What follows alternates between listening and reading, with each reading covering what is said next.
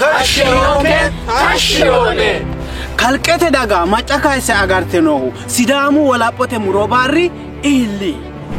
ቦጫሳቶኑ ኤዋ ዳገተ በራት ጋአጋቦ ሸጋታቴ ቴዎካርደ አደ ቦጫሳቶኑኒ ሻፈታ ዶራቴ አይራዱ ሻፈቲ ዲኖ ዶዋቲ ኢሶት ኖሹ ማላት አካኮሮ ዶራው አኮኖ ዶርታው አዳሪ ያኖኩኔ አዱክኖ አብ ሴቱ ድርሻሮ ጉማላልተራ ባሉ ቅጣው ሻፈታ ዶራ ቃጨቃ መጋቶንኬ ታይተ ማሳሎ አጋቦንኬ ሻፈታ ዶራቴ ሸሊጋንቱ ጭንጨው ጭባይቶ ከዳንቴ ወደጋ ወላብቶ ዶርሽንከ ሻፈታ ይክቶ ብልቻተ ለማ ጆሎሲዳማ ከሻፈታ ምስል ጎን ባለው ሳጥን ውስጥ ኤክስን ወይም አሻራዎችን በማድረግ ሻፈታ ይመረጡ። ሰላም ተመልካቾቻችን እንደምን ቆያችሁ? የሲዳማ ሚዲያ ኔትወርክ ነው። ዛሬም ከዶክተር ጸጋይ አራርሳ ጋር ሕዝበ-ውሳኔ የብሔሮች ጥያቄና የራስን እድል በራስ መወሰን በሚሉ ሐሳቦች ዙሪያ ከናንተ ጋር ቆይታ እናደርጋለን። እናንተም ሼር በማድረግ አብራችሁን ቆዩ። መልካም ጊዜ። ዶክተር ጸጋይ ዛሬም ጥሪያችንን አክብረው ስለመጡ በሲዳማ ሚዲያ ኔትወርክ ስም በጣም አመሰግናለሁ። እንኳን ደህና መጣ፣ እንኳን ተገናኘን። እንኳን ደህና ቆየኝ አብትሽ። እኔም አመሰግናለሁ። እግዚአብሔር ይስጥልኝ። አመሰግናለሁ። እንግዲህ በዚሁ አጋጣሚ ተመልካቾቻችን ለዶክተር ጸጋይን መጠየቅ የምትፈልጉት ጥያቄ ካለ መጠየቅ እንደምትችሉ ያው የሱንም ፈቃደኝነት ስለጠየቅን በራችን ክፍት ነው። እናንተ የምትጠይቁትን ጥያቄ ይዘን ወደሱ እናቀርባለን። እንግዲህ በእውቀት የሆነ ለሀገራችን ለህዝባችን ይጠቅማል የምትሉትን ጥያቄ ብታቀርቡ እናስተናግዳለን ማለት ወዳለው። ዛሬ ወደምንነጋገርበት ወደ ጥያቄዎቻችን እንሄዳለን። ሕዝበ-ውሳኔ ምንድነው? ፋይዳውስ ምንድነው? ሂደቱስ ምንድነው? ምን ይመስላል? ምንስ መምሰል አለበት ከመለው እንጀምር። እንግዲህ ሰሞኑን የሲዳማ ሕዝበ-ውሳኔ ላይ ነን ያለነው። የሚመርጡ ሰዎች እየተመዘገቡ ነው ያሉት። ከጥቂት ቀናት በኋላ ሕዝበ-ውሳኔ ይደረጋልና በዚህ ርዕሰ ጉዳይ ዙሪያ ሰፋ አድርገን እናወራለን። እስቲ ከዚያ እንጀምር። ዶክተር ጸጋይ የሲዳማ ሕዝብ የክልልነት ጥያቄውን በህዝብ ፈቃድ ለመፍታት በህግ መንገድ ለመፍታት የሕዝበ-ውሳኔ ያደርጋል። ከዚህ ጋር ተያይዞ ብዙ ጊዜ የሚነሱ ጥያቄዎች አሉ። እነሱን ለመመለስ በዛውም ለወያየት በህዝቡም ዘንድ ውይይት እንዲኖር የሐሳብ ግልጽነትም እንዲኖር ለማድረግ ሕዝበ-ውሳኔን የሚመለከት የብሔሮች ጥያቄን የሚመለከት እና ፌደራሊዝም እና የራስን እድል በራስ መወሰን የሚመለከቱ ጥያቄዎች ይነሳሉ። ምን ማለት ነው የሚልና ከዛ ጋር ተያይዞ አንዳንድ ነጥቦችን ያነሳን እንወያያለን። አንተ ያነሳው ጥያቄ ሕዝበ-ውሳኔ ምንድነው? ፋይዳውስ ምንድነው? ሂደቱ ምን ይመስላል የሚለውን ለመመለስ አይ ቲንክ መጀመሪያ መረዳት ያለብን ሕዝበ-ውሳኔ የህዝብ ሐሳብ የህዝብ ፈቃድ የሚገለጽበት መንገድ ነው። በመሰረቱ ሬፈረንደም ወይም ፕሌቢሳይት ይባላል በእንግሊዝኛ። የህዝብ ሐሳብ የሚገለጽበት ሲሆን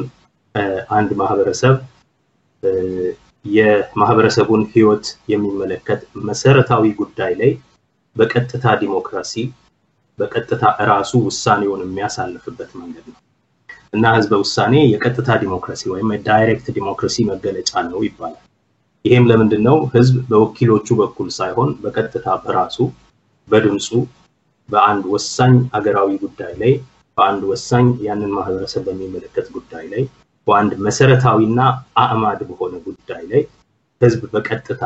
በወኪሎች በኩል ሳይሆን በተወካዮቹ በኩል ሳይሆን በራሱ ውሳኔ የሚያሳልፍበት መንገድ ነው።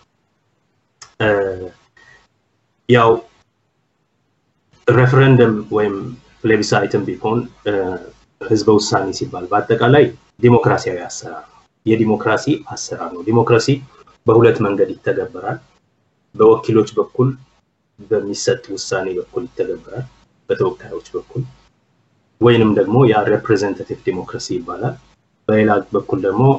በህዝብ በቀጥታ በሚወሰን ውሳኔ ይተገበራል። ቀጥተኛና ቀጥተኛ ያልሆነ ዲሞክራሲያዊ አሰራር አለ ማለት ነው በማንኛውም የፖለቲካ ውሳኔ ሂደት ውስጥ። ከዚህ አንፃር ሬፈረንደም ህዝብ በአንድ ጭብጥ ላይ በአንድ የፖለቲካ ጥያቄ ላይ በአንድ በህዝብ ፊት በትራንስፓረንትሊ ቴብል በተቀረጸ ፍሬም በተደረገ የህዝብ ጥያቄ ላይ ፖለቲካዊ ጥያቄ ላይ ህዝብ በቀጥታ በራሱ ድምጽ ውሳኔ የሚያሳልፍበት ሂደት ነው እና ብዙ ጊዜ አይሆንም ህዝብ በቀጥታ ውሳኔ የሚያሳልፈው ከወኪሎቹ ይልቅ በራሱ በቀጥታ በድምጽ እየሰጠ ውሳኔ የሚያሳልፈው በተወሰኑ ጉዳዮች ላይ ነው ብዙ ጊዜ ህገ መንግስታዊ መሰረታዊ ህገ መንግስታዊ የሆኑ ጉዳዮች ሲኖሩ መዋቅራዊ ጉዳዮች ሲኖሩ ስትራክቸራል የሆኑ ማለት ነው እና በጣም አምድ የሆኑ ኮንስቲቲዩቲቭ ይባላል ማህበረሰብን የሚወስኑ የሚበይኑ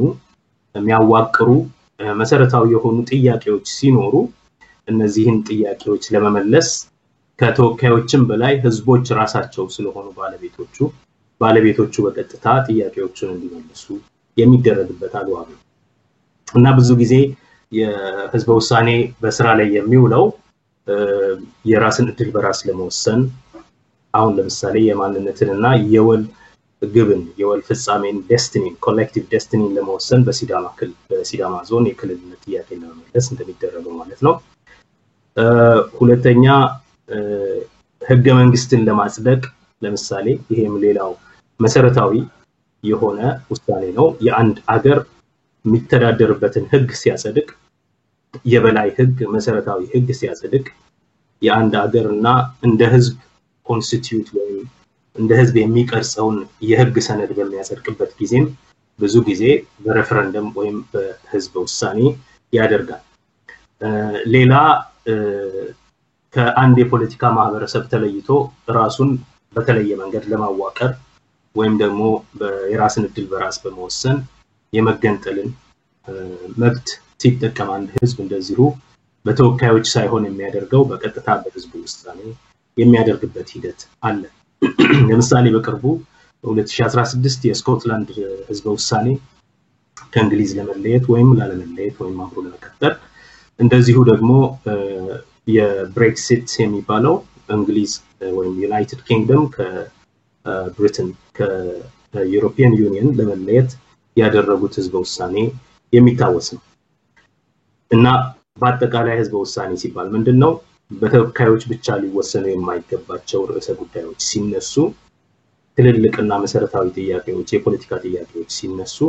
እነዚህን ጥያቄዎች ለመወሰን ባለቤት የሆነው ህዝብ የበላይ የሆነው ህዝብ ከተወካዮችም በላይ ስልጣን ያለው ሉዓላዊነትን የሚቆናጽፈው ህዝብ ያንን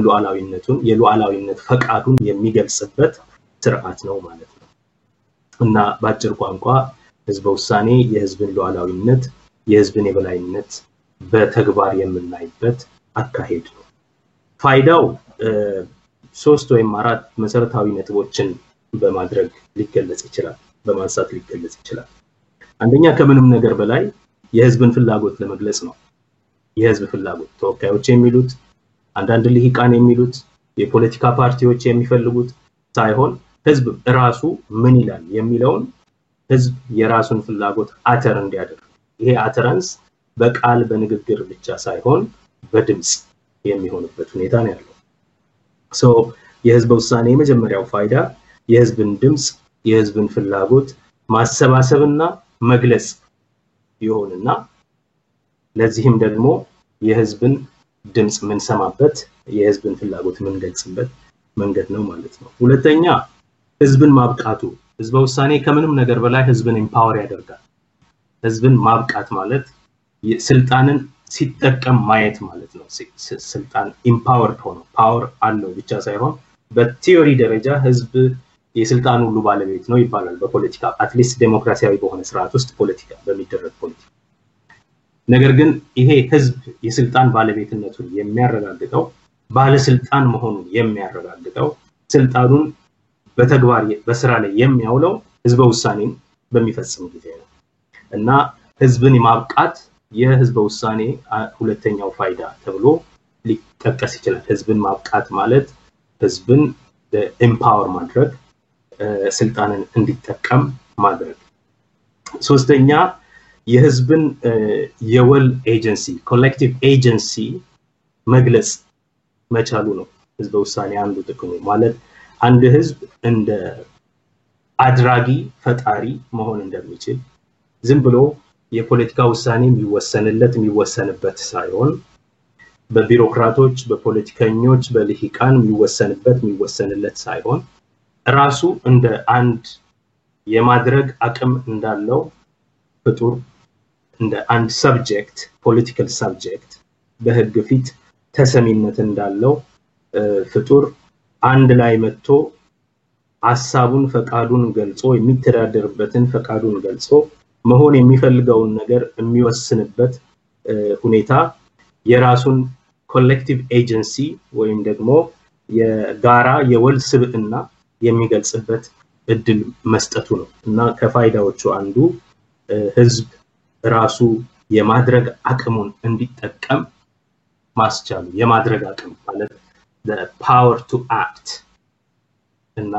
መቆምና እንደ ህዝብ መናገር ህዝብ መች ተናገረ ይባላል ብዙ ጊዜ ህዝብ ከሚናገርበት አንዱ መንገድ ህዝበ ውሳኔን በስራ ላይ ማዋሉ ነው ህዝበ ውሳኔ ሲካሄድ ሂደቶቹስ ምን ይመስላሉ የሚለውንም አብሮ ማንሳት አስፈላጊ ሂደቱ ውስጥ ምን ስቴፖች አሉ ምን የድርጊት እርምጃዎች አሉ ሲባል አንደኛ ያው ህዝበ ውሳኔ የምርጫ ሂደትን ነው የሚመስለው አብዛኛው ልዩነቱ ምንድነው ህዝበ ውሳኔ ሁሉ ጊዜ የሚደረግ እንደወትሮው ተወካዮችን ምን መርጥበት ቀላል የሆነ ምርጫ ሂደት አይደለም ግን ያው ምርጫ ነው ህዝበ ውሳኔ ሰዎችን ምን መርጥበት ሳይሆን ሐሳብን ምን መርጥበት መሆኑ ከኖርማል ምርጫ ይለያል ኦፍ ኮርስ በተወሰነ ደረጃ ሰዎችንም ተወካዮቻችንንም ስንመርጥ ለያዙት ሐሳብ ብለን ነው ከጀርባቸው ሆነን ምን መርጣቸው ነገር ግን ያው in the end ምን ውሳኔው የውሳኔ ውጤት የሚሆነው የሆነን ሰው እኛን ወክሎ የመንግስት ስልጣንን እንዲጠቀም እንዲወስን የምንልክበት የመላክ ተግባር እናረጋግጥበት ነው በህዝበ ውሳኔ ግን ምን መርጠው እኛው ራሳችን የሆነን ሐሳብ ነው ለምሳሌ ሲዳማ ክልል ሆኖ ከደቡብ ክልል የተለይቶ ቢዋቀር ይሻላል ወይንስ በደቡብ ክልል ውስጥ ቢቆይ ይሻላል አንድነት ወይም አሁን ሸቀይታ እንደምርጫ እንደቀረበው ይሄንን ምን መርጥበት ነው በዚህ ምርጫ ሂደት ውስጥ ከነዚህ ሁለት ሐሳቦች አንዱን ስንመርጥ ሐሳቦችን ነው እንጂ እናወዳድረው ግለሰቦችን ፓርቲዎችን አይደለም እና ከህዝበ ውሳኔ የምርጫ ሂደት ቢሆንም ምርጫው ግን አንደኛ በየጊዜው የሚካሄድ የዘውትር አይነት ምርጫ አይደለም የሰርክ ምርጫ አይደለም የክት ምርጫ ነው ማለት ተለይቶ በየተወሰነ ጊዜ የተለያዩ ትልልቅ አጀንዳዎች ብቻ ሲኖሩ የተለያዩ ትልልቅ የፖለቲካ ጥያቄዎች ብቻ ሲኖሩ በወኪሎች ብቻ ሊወሰን የማይችሉ ውሳኔዎች በወኪሎች ቢወሰኑ በተወካዮች ቢወሰኑ ብዙም ሌጂቲመሲ ተቀባይነት የማያገኙ ሁኔታዎች አጀንዳዎች ሲኖሩ ለነዛ ጥያቄዎች ህዝብ ራሱ በራሱ በቀጥታ የሚወስንበት ሂደት ነው በዚህ ሂደት ውስጥ ደረጃዎቹ የድርጊት ደረጃዎች አሉ steps of action አንደኛው አጀንዳውን መመስረት ነው ከምንም ነገር በፊት ህዝበ ውሳኔ ለማድረግ በዚህ ጉዳይ ላይ ህዝቡ ራሱ ነው መወሰን ያለበት ሲባል ምን ማለት ነው ፖለቲካ ፓርቲዎቹ በጣም በምንም ሁኔታ የማይታረቅ አቋም ይዘዋል ልሂቃኑ በጣም የተካረረ የማይታረቅ አቋም ይዘዋል ማናቸውም በሙሉ ማንዴት ለህዝቡ በዴፊኒቲቭ በሆነ ሁኔታ ባለቀ ሁኔታ መናገር አይችሉም ማለት ወይንም እነሱ ከመካረራቸው ችግር ብቻ ሳይሆን ከአጀንዳው ሁኔታ አንፃር ተወካዮች ሊወስኑበት የማይችሉበት ሊሆን ይችላል እና ይሄ አጀንዳ መመስረት አለበት ይሄን አጀንዳ መመስረትና ቴብል ማድረግ የመጀመሪያው የድርጊት እርምጃ ነው ብዙ ጊዜ ሊቃን ሊያደርጉት ይችላሉ የፖለቲካ ፓርቲዎች ሊያደርጉት ይችላሉ ለምሳሌ በስልጤ እንጂ ጉራጌ አይደለም የሚል የማንነትን ጥያቄ ለማስወሰን ሲነሳ አንድ የስልጤ ድርጅት ነበር ጥያቄውን ያቀረበው ስልጤ ዞን ባለመኖሩ በጉራጌ ዞን ውስጥ ነው ይሄን ጥያቄ ማንሳት የሚችለው ስለዚህ በጉራጌ ዞን ውስጥ አንስቶ ከዛ በኋላ ወደ ፌዴሬሽን ምክር ቤት ይዞት እንደሄደ እናስታውሳለን መጀመሪያ አጀንዳውን መመስረት ነው አጀንዳውን አጀንዳ አድርጎ የህዝብ ፈቃድ መሆኑን የተወሰነ ደረጃም ቢሆን የህዝብ ድጋፍ እንዳለው አሳይቶ በፖለቲካ የመወሰኛ ተቋማት ውስጥ አጀንዳ አድርጎ ቴብል ማድረግ የመጀመሪያው ደረጃ የድርጊት ደረጃ አጀንዳ መመስረት ማለት ነው ለምሳሌ ከሲዳማ ጋር ተያይዞ እንዴት ይገለጻል ያ በሲዳማ ዞን ውስጥ ይሄን አጀንዳ አድርጎ አወያይቶ ከዛ በኋላ የዞኑ ምክር ቤት ድምጽ እንዲሰጥበት ማድረግ ማለት ነው ሁለተኛ ውይይት ነው ሁለተኛው ስቴጅ ውይይት ነው በማንኛውም ጊዜ ሕዝበ ውሳኔ የሚያስፈልገው ትልቅ ጥያቄ ሲነሳ ትልቅ ነገሩ ዋና ውበቱ ዋና ፋይዳው ዋና ግኝቱ ትርጉሙም ህዝቡ ውስጥ ጥልቅ የሆነ ሰፊ ውይይት በዛ አጀንዳ ላይ መካሄዱ ምክንያቱም ህዝቡ በእውቀት የሆነ ምርጫ ማድረግ አለበት ለታሪክ ለትውልድ የሚሆን ውሳኔ ስለሚወስን በጣም የተብላላ የታሰበበት ያለቀ የደቀቀ ሐሳብ ቢሆን የተሻለ ነው ስለዚህ በአንድ ፖለቲካ ማህበረሰብ ውስጥ ወሳኝ ነገር ላይ ነው ህዝበ ውሳኔ የሚካሄደው ቁርጥ የሆነ ነገር ላይ ነው ህዝበ ውሳኔ የሚካሄደው ያ ውሳኔ ሲወሰን ጥልቅ የሆነ ውይይት ያስፈልጋል ያ ጥልቅ ውይይት እንዲካሄድ ሁለተኛው የድርጊት መርሃ ግብር የሚሆነው የድርጊት ደረጃ የሚሆነው ውይይቱን እንዲካሄድ የሚያስችል የምርጫ ዘመቻና ክርክር ማስኬድ ሁለተኛው አጀንዳው ይመሰረታል መጀመሪያ ቴብል ይደረጋል ከዛ መቀጠል በህዝብ መካከል ውይይት ይካሄዳል ነገር ግን በህዝብ መካከል ጥልቅ ውይይት እንዲካሄድ የሐሳቡ ጠንካራና ደካማ ጎን ፕሮስ ኤንድ ኮንስ ጠቃሚና ጥቅሙና ጉዳቱ በተለያዩ ደጋፊዎቹና ተቃዋሚዎቹ ክርክር እንዲደረግበት ይደረጋል ማለት ነው በሶስተኛ ደረጃ የህዝበ ውሳኔ እንዲደረግ ዝግጅት የሚያደርግ ተቋም ለይቶ ያ ተቋም ዝግጅቱን እንዲያቀላጥፍ ማድረግ ነው ማለትም ህዝበ ውሳኔ ሁሉ ጊዜ የሚደረግ ነገር ስላይደለ ሁሉ ጊዜ በምርጫ ተቋም በምርጫ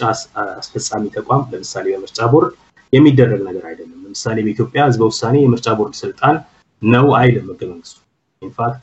በህዝበ ውሳኔ የሚወሰኑ ውሳኔዎች አሉ ይላል እንጂ ገመንግስቱ በምርጫ ቦርድ ይወሰናል የሚል ነገር የለም በምርጫ ቦርድ ይቀላጥፋል የሚል ነገር የለም ምርጫ ቦርድ ለምንድነው ይሄ ስልጣን የተሰጠው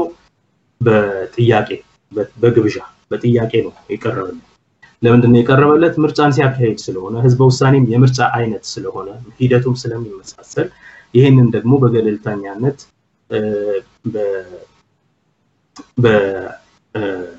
ለሁሉም በማያዳላ መልክ መዳኘትና ማቀላጠፍ የሚችለው ምርጫ ቦርድ ነው የምርጫ ዝግጅት ለማድረግ አንደኛ ነገር የምርጫው የህዝበ ውሳኔውን የሚያስፈጽም ተቋም ለይቶ ማውጣት ያስፈልጋል በህዝበ ውሳኔ ጉዳይ ላይ በተለያዩ ሀገሮች የህዝበ ውሳኔ አዋጅና የህዝበ ውሳኔ ኮሚሽን ይቋቋማል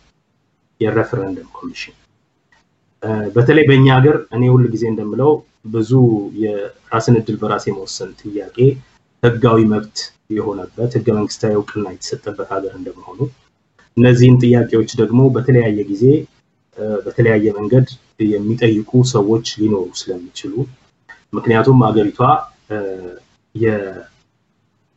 የማትከፋፈል ሀገር አይደለችም የራስን እድል በራስ መወሰን እስከመገንጠል የሚለው አንቀጽ ስላለ it's a destructible union composed of further destructible units ክልሎቹም እንደዚሁ የማይከፋፈሉ አይደሉምና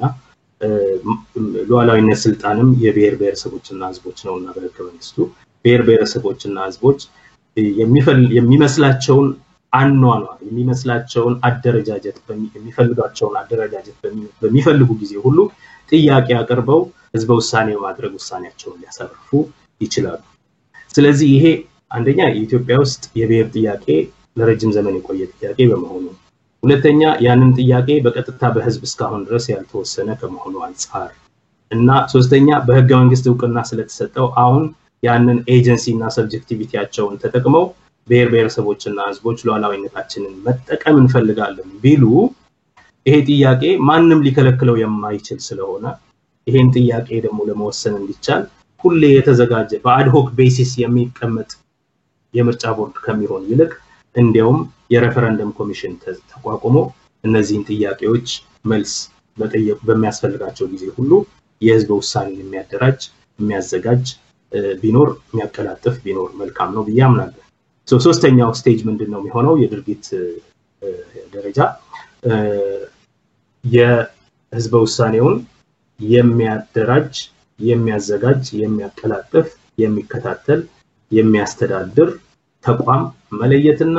ያ ተቋም ወደ ስራ እንዲገባ ማድረግ በአራተኛ ደረጃ መምረጥ ነው ህዝቡን እንዲመርጥ ማድረግ ህዝቡን ለምርጫ ማብቃት ህዝቡን ለምርጫ ለማብቃት ሁለት ነገር መካሄድ አለበት አንደኛ ምርጫዎቹ በደንብ በግልጽ መቀመጥ አለባቸው ይቅርታ ወፋት ስላለኝ ነው ዛሬ ህዝቡ እንዲመርጥ ለማድረግ ጥያቄው በግልጽ ፍሬም መደረግ አለበት በህዝበ ውሳኔ የህዝብ ድምጽ የህዝብ ውሳኔ የሚያርፍበት ጥያቄ በደንብ ፍሬም ተደርጎ ብዙ ጊዜ አሁን እንደዚህ ይሁን አይሁን ምሳሌ እንለይ ከአውሮፓ ህብረት እንውጣ yes to exit ወይም አንለይም አብረን እንቆይ no stay የሚል በቃ በግልጽ ነጥሮ መቀመጥ አለበት ፍሬም መደረግ አለበት ማለት ይሄ ፍሬም ይደረጋል ፍሬም ከተደረገ በኋላ ደግሞ በሁለቱም ሐሳቦች ላይ ደጋፊዎች ሊኖራቸው ስለሚችል በሁለቱም ሐሳቦች ላይ የሁለቱም ሐሳቦች አራማጆች ሰፊ ክርክር እንዲያደርጉ ጊዜና እድል መስጠት ያስፈልጋል ጊዜና እድል ሰጥቶ እነሱ ክርክር ሲያደርጉ ህዝቡ ኢንፎርምድ ይሆን ይላል ማለት ነው ኢንፎርምድ እንዲሆን ሰው እንዲገባው በእውቀት የሆነ ምርጫ እንዲያደርግ የተረዳ እንዲሆን በደንብ ውይይት ይደረጋል ክርክሮች በየቦታው ይካሄዳሉ በዛ ክርክር ሂደት ውስጥ እንደዚህ ብትመርጡ እንደዚህ አይነት ጥቅም እናስገኝላችኋለን እንደዚህ ብትመርጡ ደግሞ ይሄ ችግር ይደርስባችኋል ይያሉ በህዝብ ዘንድ ዘመቻ ማድረግ ይጠበቅባቸዋል ማለት ዘመቻ ተደርጎ ሰውም ገብቶ ተረድቶ የተደረገ ምርጫ ከሆነ በትክክል ህዝቡ ወስኗል ማለት ይቻላል አማራጭ ቀርቦ አማራጭ የሌለበት ህዝበ ውሳኔ ብዙ ጊዜ ጥሩ ውጤት አይደለም የሚኖረው አማራጭ ቢኖረው ውጤቱ እንኳን በጣም በአብዛኛው የህዝቡ ስሜት ምን እንደሆነ በኦፒኒየን ፖል የሚታወቅ ቢሆንም እንኳን አማራጩ ግን መቅረብ አለበት አማራጭ በሌለበት ምርጫ ሊባል ነገር አይኖርም አማራጩ መኖር አለበት አማራጩን የሚያራምዱ ሰዎች ደግሞ በሚገባ በነፃነት ካምፔይን አድርገው መረታታቸውንም ማወቅ አለባቸው እነሱም ያው ከህዝብ ሐሳብ ላይ አይደለም እንግዲህ ይሄ ሐሳብ ውድቅ ሆኗል ብለው አርፈው እንዲቀመጡ መሸነፋቸውን አውቀው አርፈው እንዲቀመጡ ለህዝብ ድምጽ ተገዥነት ኖሯቸው በዛ ማህበረሰብ ውስጥ ላብላጫው ህዝብ ድምጽ ተገዝተው እንዲኖሩ ያደርጋል ማለት ነው ስለዚህ አማራጭን ጭብጡን በደንብ አድርጎ ማርቀቅና ማውጣት መቅረጽ በጭብጡ ላይ አግባብነት ያለው ውይይት ሰላማዊ ግን ደግሞ ሮባስት የሆነ ክርክር እና ውይይት ማድረግ ከዛ በዛ ውይይት በነጠረ ሐሳብ በእውቀት በሆነ ደረጃ በመንገድ ሰዎች እንዲመርጡ ውሳኔያቸውን እንዲያሳርፉ ማለት መጨረሻው ስቴጅ የምርጫውን ውጤት መለየት እና የውጤቱን በስራ መተግበር ነው አብዛኛው ህዝብ የመረጠውን የወሰነውን ውሳኔ ተቀብሎ ያንን ወደ ስራ መተግበር ማለት ነው እነዚህ ናቸው ሂደቶቹ ብዙ ጊዜ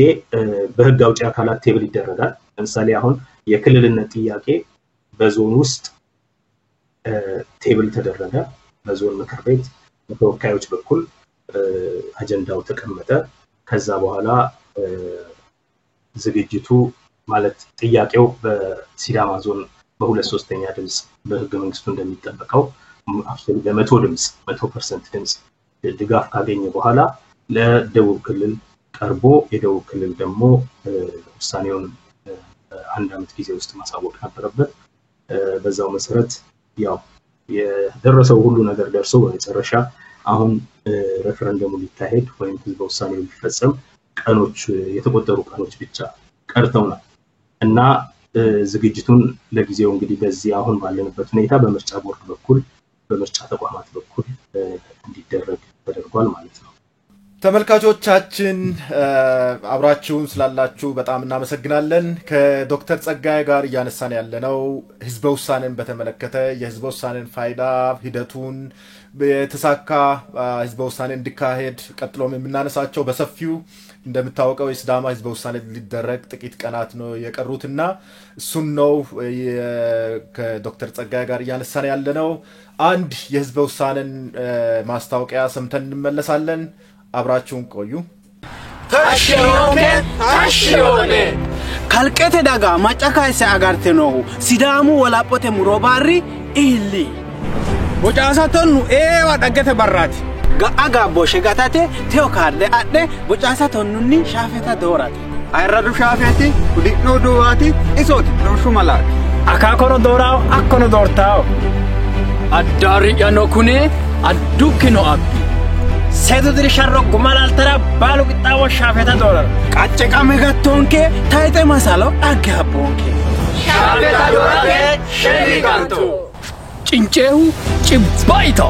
kadante odaga wolapito dorshinke shafeta ikkito bilchate lama ጆሎ ሲዳማ ከሻፌታ ምስል ጎን ባለው ሳጥን ውስጥ ኤክስን ወይም አሻራዎችን በማድረግ ሻፌታ ይመረጡ። ተመልካቾቻችን ተመልሰናል። እንግዲህ ዶክተር ጸጋዬ በሰፊው ህዝበ ውሳኔ ምን ይመስላል፣ ፋይዳው ምንድነው፣ ሂደቱስ የሚለውን በጣም ሰፋ አድርጎ አንስቶታል። የቀጥሎም ምናልባት በዚህ ወቅት ለብዙ ሰዎች ግንዛቤ የሚያስፈልግበት ወቅት ላይ ነን ያለነው። ያው ብዙ ነገሮች እነሳሉ ከስዳማ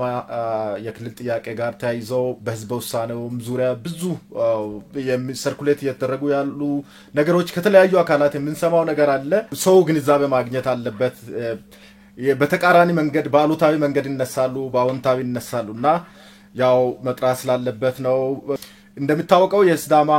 ህዝበ ውሳኔ ብዙ ጣውረዶችን አልፏል። ብዙ ሰዎች በተለያየ መንገድ የተለያየ አስተሳሰብ ያላቸው በተቃራኒው በደግፈው የሚያነሱትን እና ብዙ ዋጋ ተከፍሎበት አሁን ባለበት ሁኔታ ላይ የመራጮች ምዝገባ ተደርጎ ወደ ማለቂያው ኦልሞስት ቀኑ ከተጠበቀው በላይ ምዝገባው ያለቀ ያለበት ሁኔታ ነው ያለው። ከዛ ቀጥሎ የሚመጣው እንግዲህ ምርጫው የሚደረግበት ቀን አካባቢ ነው ያለነውና አጠቃላይ እስኪ በስዳማ ህዝብ የክልል ጥያቄና በህዝበ ውሳኔ ሂደት ላይ ያለህን እንደ አንድ ለዚሁ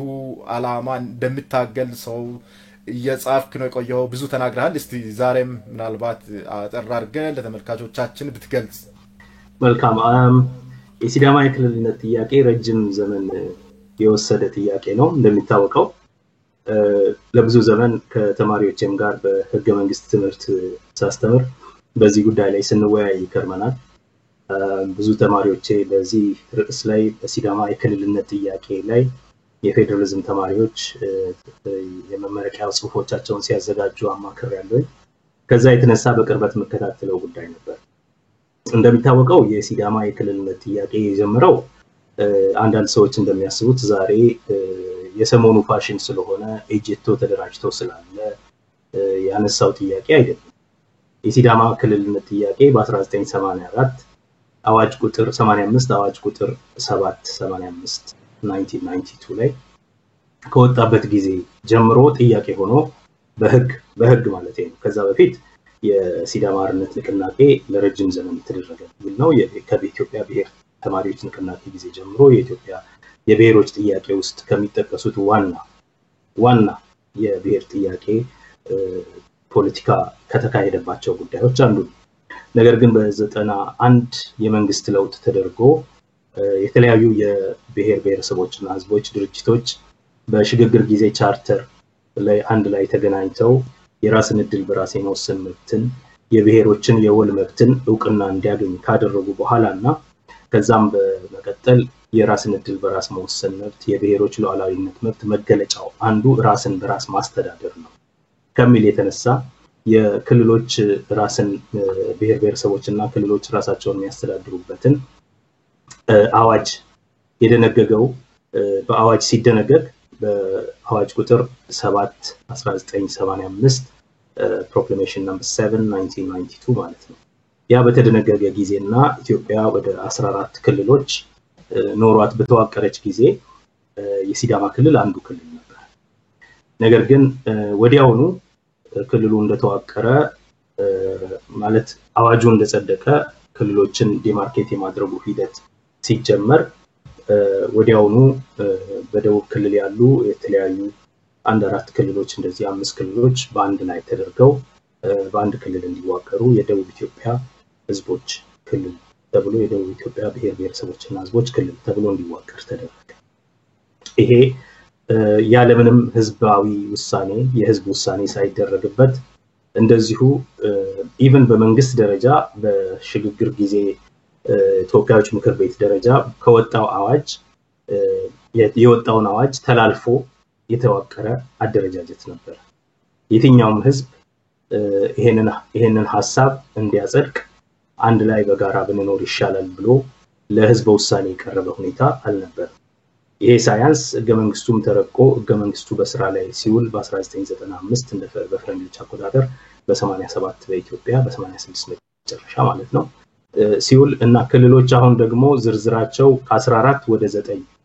ተቀንሶ ሲዋቀሩ አሁንም የደቡብ ብሔር ብሔረሰቦችና ክልል ህዝቦች ክልል ተብሎ በዛ ውስጥ ሲዳማ አንዱ ዞን ሆኖ እንዲዋቀር ተደርጓል። ከዛ በኋላ የደቡብ ክልል የራሱን ህገ መንግስት ሲያወጣም ያው ሲዳማ እንደ ዞን እንደ አንድ ህዝብ እውቅና ሰጥቶት በዛ አደረጃጀት ቀጥሏል። ከዛን ጊዜ ጀምሮ የሲዳማ ህዝብ የተለያዩ የፖለቲካ ድርጅት መሪዎች በተለያየ ደረጃ በክልልም በዞንም ኢቭን በፌደራል መንግስት በፌደራል ተቋማት ውስጥም የሲዳማን ህዝብ ጥያቄ ያነሱ ነበር በተለያየ መንገድ። በኋላ ግን በተለይ ከህገ መንግስቱ መጽደቅ በኋላ በደንብ ህጋዊ መሰረት ስላለው ይሄንን በፖለቲካ መድረኮችን ከጠየቁ በኋላ ይሄ ህገ መንግስታዊ መብት ነው፣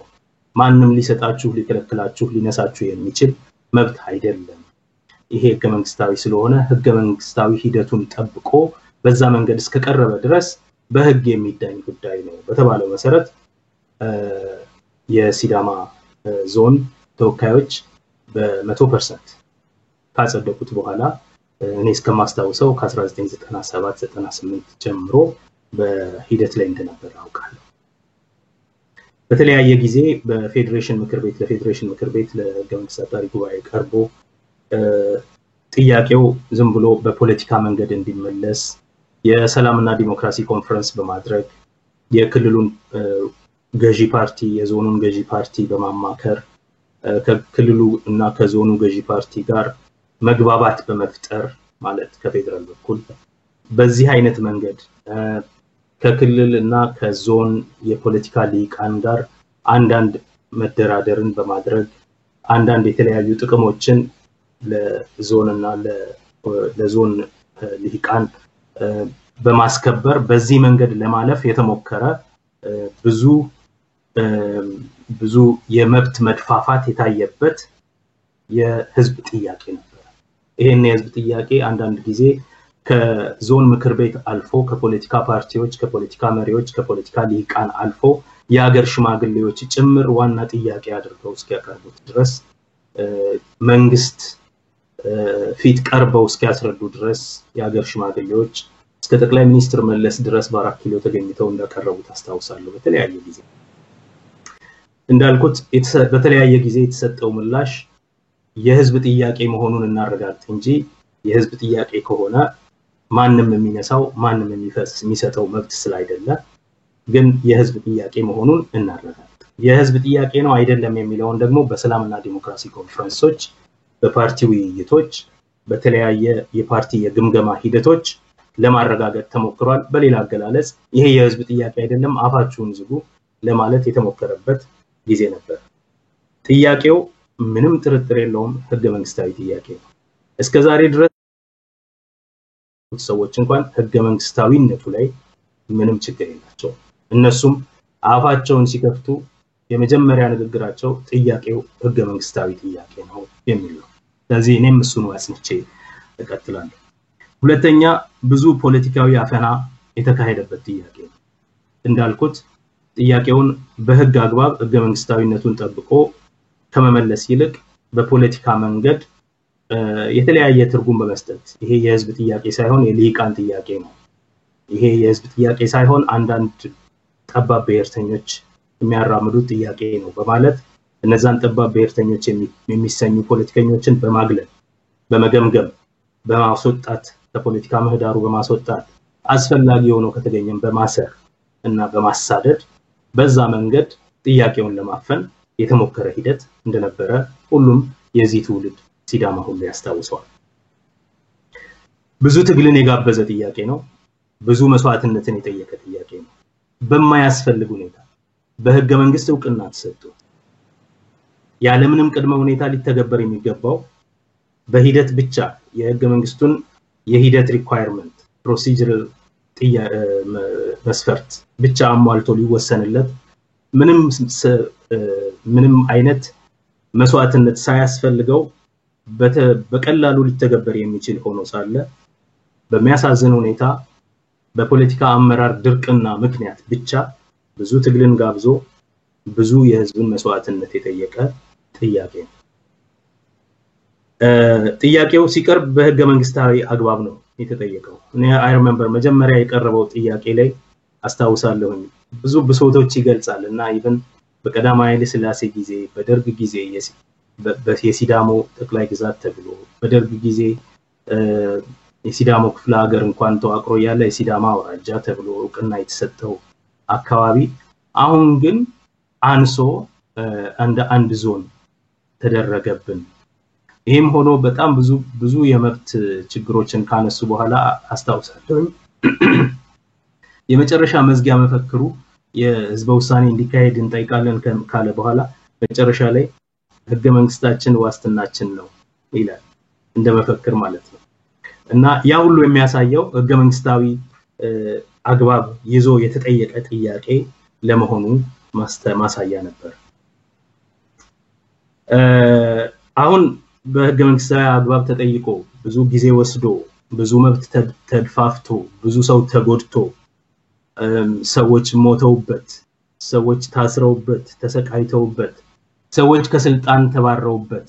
አስታውሳለሁ ከስልጣን የለቀቁ ሰዎች የሲዳማ ተወላጅ የሆኑ በፌደራል መንግስት ስልጣን የነበራቸው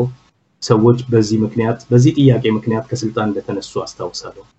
ከደቡብ ክልል እንደዚሁ የተነሱ ሰዎች አስታውሳለሁ ከስልጣን ከስራ አስፈጻሚ ኃላፊነታቸው ተነስተው በአምባሳደርነት ከሀገር የተሸኙ ሰዎች አስታውሳለሁ ይሄ ጥያቄ በአብዛኛው በኢትዮጵያ ውስጥ ካለው መንግስት ጋር አብሮ የሚሰራውንና የማይሰራውን የሲዳማ ልሂቅ የሚለዩበት እስኪሆን ድረስ ማለት ነው እንደሄደበት እኔ ስሞች መጥራት አልፈልግም እንጂ ማስታወሳቸው ወዳጆቼ የተገፉበት ሁኔታ እንደነበር አስታውሳለሁ እና ረጅም ጊዜ የወሰደ 20 ምናምን ዓመት የፈጀ ጥያቄ ነው በዛ መካከል እንደ ማስታገሻ እንዲሆን አንዳንድ ጊዜ ይመለሳል ታገሱ እየተባለ ይሄ የኤርትራ ጦርነት እስኪያልፍ ታገሱ ይሄ የኤርትራ ጦርነት ይሄ ምርጫ እስኪያልፍ ታገሱ ይሄ ምርጫ ሲያልፍ የሚቀጥለው ምርጫ እስኪያልፍ ታገሱ የሚቀጥለው ምርጫ እስኪያልፍ ይሄ ግርግር ከምርጫ 97 ጋር ተያይዞ የነበረው ግርግር እስኪያልፍ ታገሱኝ ጠብቁኝ እየተባለ ሲንከባለል ቆይቶ በየመሃሉ ደግሞ ችግር ሲነሳ ለምሳሌ ከተሞችን በሙሉ የፌደራል የማድረግ እንቅስቃሴ ተጀምሮ በፌደራል ጉዳዮች ሚኒስቴር ሐዋሳ ከተማን የፌደራል ከተማ ለማድረግ በተደረገ ችግር በሉቄ ላይ የደረሰ ፍጅት እንደደረሰ ከዛ ደግሞ ሁለት ነገር አሁንም ይሄንን የክልልነት ጥያቄ ለማድበስበስ አንደኛ የከተማው ስም ሐዋሳ ሳይሆን ሐዋሳ ይባላል ሁለተኛ ሐዋሳ ከተማ ከንቲባው ሁሉ ጊዜም ሲዳማ ይሆናል የደቡብ ክልል ካቢኔው አትሊስት በምክትል የቢሮ ኃላፊ ደረጃ ሲዳማዎች ይሆናሉ እንዲህ ያሉ ታክቲካል የሆኑ ማቻቻሎች ሲደረጉ እንደቆየ ይታወቃል ያም ሆኖ ይሄ ዛሬ አሁን ሊካሄድ ያለው የሕዝበ ውሳኔ ጥያቄ የክልልነት ጥያቄ የፖለቲካ ጥያቄን ይሄ ነው ታሪካዊ የሚያደርገው የፖለቲካ ጥያቄን ከብረት ወይም ከፖለቲካ አሻጥር አውጥቶ በህግ ብቻ በህጋዊ መንገድ መልስ ለመስጠት የተሞከረበት ጥያቄ ነው በብዙ መንገድ ታሪካዊ ነው ኢትዮጵያ ውስጥ ይሄ የሲዳማ የክልልነት ጥያቄ በብዙ መንገድ ሲመዘን በጣም ታሪካዊ ነው ለምንድን ነው ይሄንን የምለው ኖርማሊ እንደዚህ አይነት የብሔርን ጥያቄ ማዕከል ያደረገ የህዝቦች ጥያቄ ትግል የሚደረግበት በፖለቲካ መንገድ ብቻ ሳይሆን በብረትም ጭምር ነው የትጥቅ ትግልም ተደርጓል በዚህ በሲዳማ ማንነት ጥያቄ ላይ የሲዳማ ህዝብ የራስን ዕድል በራስ መወሰን ጥያቄ ግን ከፖለቲካ ትግል ከብረት አልፎ የፖለቲካ አሻጥርም ተሞክሮበት አልሳካ ብሎ ህዝብን ማረጋጋት ስላልቻለ ከዚህ አሻጥርና ከተያያዥ ችግሮች ሁሉ ወጥቶ በመጨረሻ ህጋዊ ብቻ መፍትሄ ህዝብ በህገ መንግስቱ መሰረት ድምጹን ሰጥቶ ውሳኔውን አሳርፎበት ይሄንን የክልልነት ጥያቄ የሚመልስበት እድል በኢትዮጵያ ውስጥ ራሱ የመጀመሪያው በህግ አግባብ መልስ ሊያገኝ የቻለ የፖለቲካ ጥያቄ ይሆናል ማለት ነው። ስለዚህ የሰሞኑ ሕዝበ-ውሳኔ ያው ከዚህ በፊትም እንዳልኩት ብዙ ሰዎችም ደጋግመው እንዳሉት በጣም ታሪካዊ ነው። በኢትዮጵያ ውስጥ የመጀመሪያው ትንሽ የሚቀራረብ የስልጤ የማንነት ጥያቄ አለ። የስልጤ ህዝብ የማንነት ጥያቄ እንደዚሁ ቀርቦ ስልጤ እንጂ ጉራጌ አይደለም የሚለው በፌዴሬሽን ምክር ቤት ቀርቦ ፌዴሬሽን ምክር ቤት ይገባል ይሄን መወሰን ያስፈልጋል ሬፈረንደም መካሄድ አለበት ተብሎ ነገር ግን ሬፈረንደም ሳይካሄድ እንደዚሁ የፖለቲካ ሸፍጥ ለማድረግ ትልቅ የታወቀ የቡታጅራ ኮንፈረንስ በሚባል የሰላምና ዲሞክራሲ ኮንፈረንስ ተደርጎ በቃ ህዝቡ እንዲቀበል አድርገናል። በዛው አካባቢ መልካም አስተዳደር ልማት እንዲከፋፈል ፍትሃዊ በሆነ መንገድ ይደረጋል። የአካባቢው ልጆችም እንዲያስተዳድሩት ወረዳውን እናደርጋለን ወዘተ ተብሎ ሊታለፍ ሲሆን አሁንም ግጭት ተፈጠረ። ስለዚህ ከፓርቲው መሪዎች ጋር ጥያቄውን ካቀረበው ፓርቲ መሪዎች ጋር በመግባባት በቃ በልዩ ወረዳነት እንደ ዞን ተደርጎ እንዲዋቀር ተብሎ ሬፈረንደም ሳይካሄድ ያለቀ ጉዳይ ነበር የስልጤ ዞን ጉዳይ። ይሄኛው ግን ለየት የሚያደርገው ህዝብ በቀጥታ በሕዝበ-ውሳኔ በራሱ ውሳኔ የሚወስንበት የህዝብ ማንነትና ኤጀንሲው ማለትም የማድረግ ስልጣን ሲሪየስሊ የተወሰደበት ነው። ይሄ በጣም ኢንትረስቲንግ ነው ለኔ ምክንያቱም አንድ ሰው የራስን እድል በራስ መወሰንን ሲተነተን ምን ይላል ያን ክላበርስ የሚባል የዓለም አቀፍ ህግ መምህር ነው። የራስን እድል በራስ መወሰን በጣም ሲሪየስ ተደርጎ መወሰድን the right to be taken seriously ይለዋል። እና ለመጀመሪያ ጊዜ ኢትዮጵያ ውስጥ የራስን እድል በራስ መወሰን መብት አንድ ህዝብ ሲሪየስሊ እንዲወሰድ ማንነቱ ታውቆ የማድረግ አቅሙ ኤጀንሲው ዕውቅና ተሰጥቶት አንድ ህዝብ በድምጹ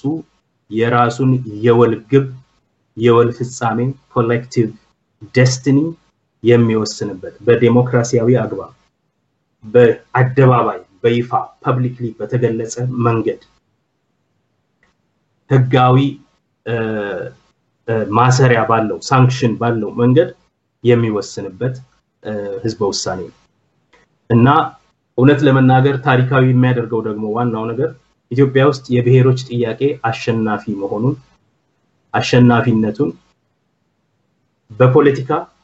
መንገድ አልፎ በህግ መንገድ ሲተገበር ያሳየን የመጀመሪያው ሕዝበ-ውሳኔ በመሆኑ በጣም ታሪካዊ ያደርገዋል እና የሲዳማ የክልልነት ጥያቄ እና ሰሞኑን የሚካሄደው ሕዝበ-ውሳኔ ከዚህ አንፃር ብዙ ሂደቶችን ያለፈ ነው። ብዙ ቁስል አለ ምናልባትም ያንን ቁስል ያክማል። ብዙ የሞቱለት ሰዎች አሉ የነሱን ህይወትና መስዋዕትነት ከንቱ እንዳልሆነ ያረጋግጣል። ከዛ ይልቅ ግን ለአገሪቱም አንድ ህዝብ ራሱን በድምጹ የሚወስንበት ራሱን ማንነቱን የወል አስፒሬሽኑን ምኞቱንና ናፍቆቱን የወል ብሔራዊ የሆነ ግቡን ዴስቲኒውን የሚወስንበት ሂደት ስለሆነ እጅግ በጣም ለየት ያለ ታሪካዊ የሆነ ውሳኔ በኢትዮጵያ ውስጥ ደግሞ ለረጅም ዘመናት ሲያተራምሰን የነበረውን የብሔሮች ጥያቄ በትክክል በአሸናፊነት ፍትሃዊ በሆነ መንገድ ህጋዊ በሆነ መንገድ ህገ መንግስታዊ በሆነ መንገድ በድምጽ በህዝብ ድምጽ በብረት አይደለም በፖለቲካ ተወካዮች አይደለም በፖለቲካል ፋያት አይደለም በሆኑ ሰዎች ፖለቲካል ዊል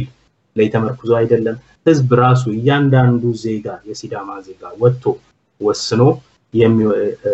መርጦ የሚወስንበትን ሂደት በማየታችን ይሄ ትልቅ እድል ነው ብዬ አስባለሁ። አሁን ያለው እንቅስቃሴ ያው በተሳካ መንገድ ነው በህዝቡ በኩል እየሄደ ያለው ያ ማለት ደግሞ ብዙ ተግዳሮቶች የሉም ማለት አይደለም። እስካሁን ሰዓት በጣም ብዙ ተግዳሮቶች አሉ። ብዙ በተዛባ መንገድ የሚነሱ ሐሳቦች አሉ። በምርጫ ቦርድ በኩልም አልፎ የምታዩ ከህገ መንግስቱ ውጪ የሆኑ ሂደቶችን እያየን ነው የመጣ ነው። የምዝገባው አልቆ ወደ ሕዝበ-ውሳኔ ልንሄድ ነው።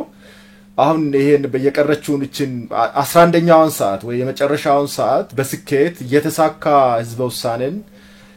ለማካሄድ ምን መደረግ አለበት ምን መሟላት አለበት የሚለውን እናንሳስ እንግዲህ አሁን እንደምታውቀው ብዙ ጣውረዶችን አልፏል ከመጀመሪያው በተለይ ይሄንን ሕዝበ-ውሳኔ የሚያስፈጽመው ምርጫ ቦርድ በጣም አጠያያቂ ፖስቸር ነበረው በዚህ እንቅስቃሴ ውስጥ ምክንያቱም በመጀመሪያ ጥያቄውን ለረጅም ጊዜ ሳያስተናግድ በመቆየት አቅም የለኝም በማለት በኋላ ደግሞ ባለቀ ሰዓት መጥቶ ቀኑ ባለቀ ጊዜ በ11ኛው ሰዓት ላይ ቅድመ ሁኔታዎችን በማስቀመጥ እና አላስፈላጊ ግጭትም እንዲፈጠር በማድረግ ገለልተኛነቱንም የማያዳላ መሆኑንም ጥያቄ ውስጥ አስገብቶ ነበር ከዛ ባሻገር ከስልጣኑ ውጪ የሆነ ቅድመ ሁኔታ በማስቀመጥ በመብቱ አጠቃቀም ላይ በዚህም ምክንያት ስንከራከር እንደነበረ ይታወሳል በተፈጠረው ምርጫ ቦርድ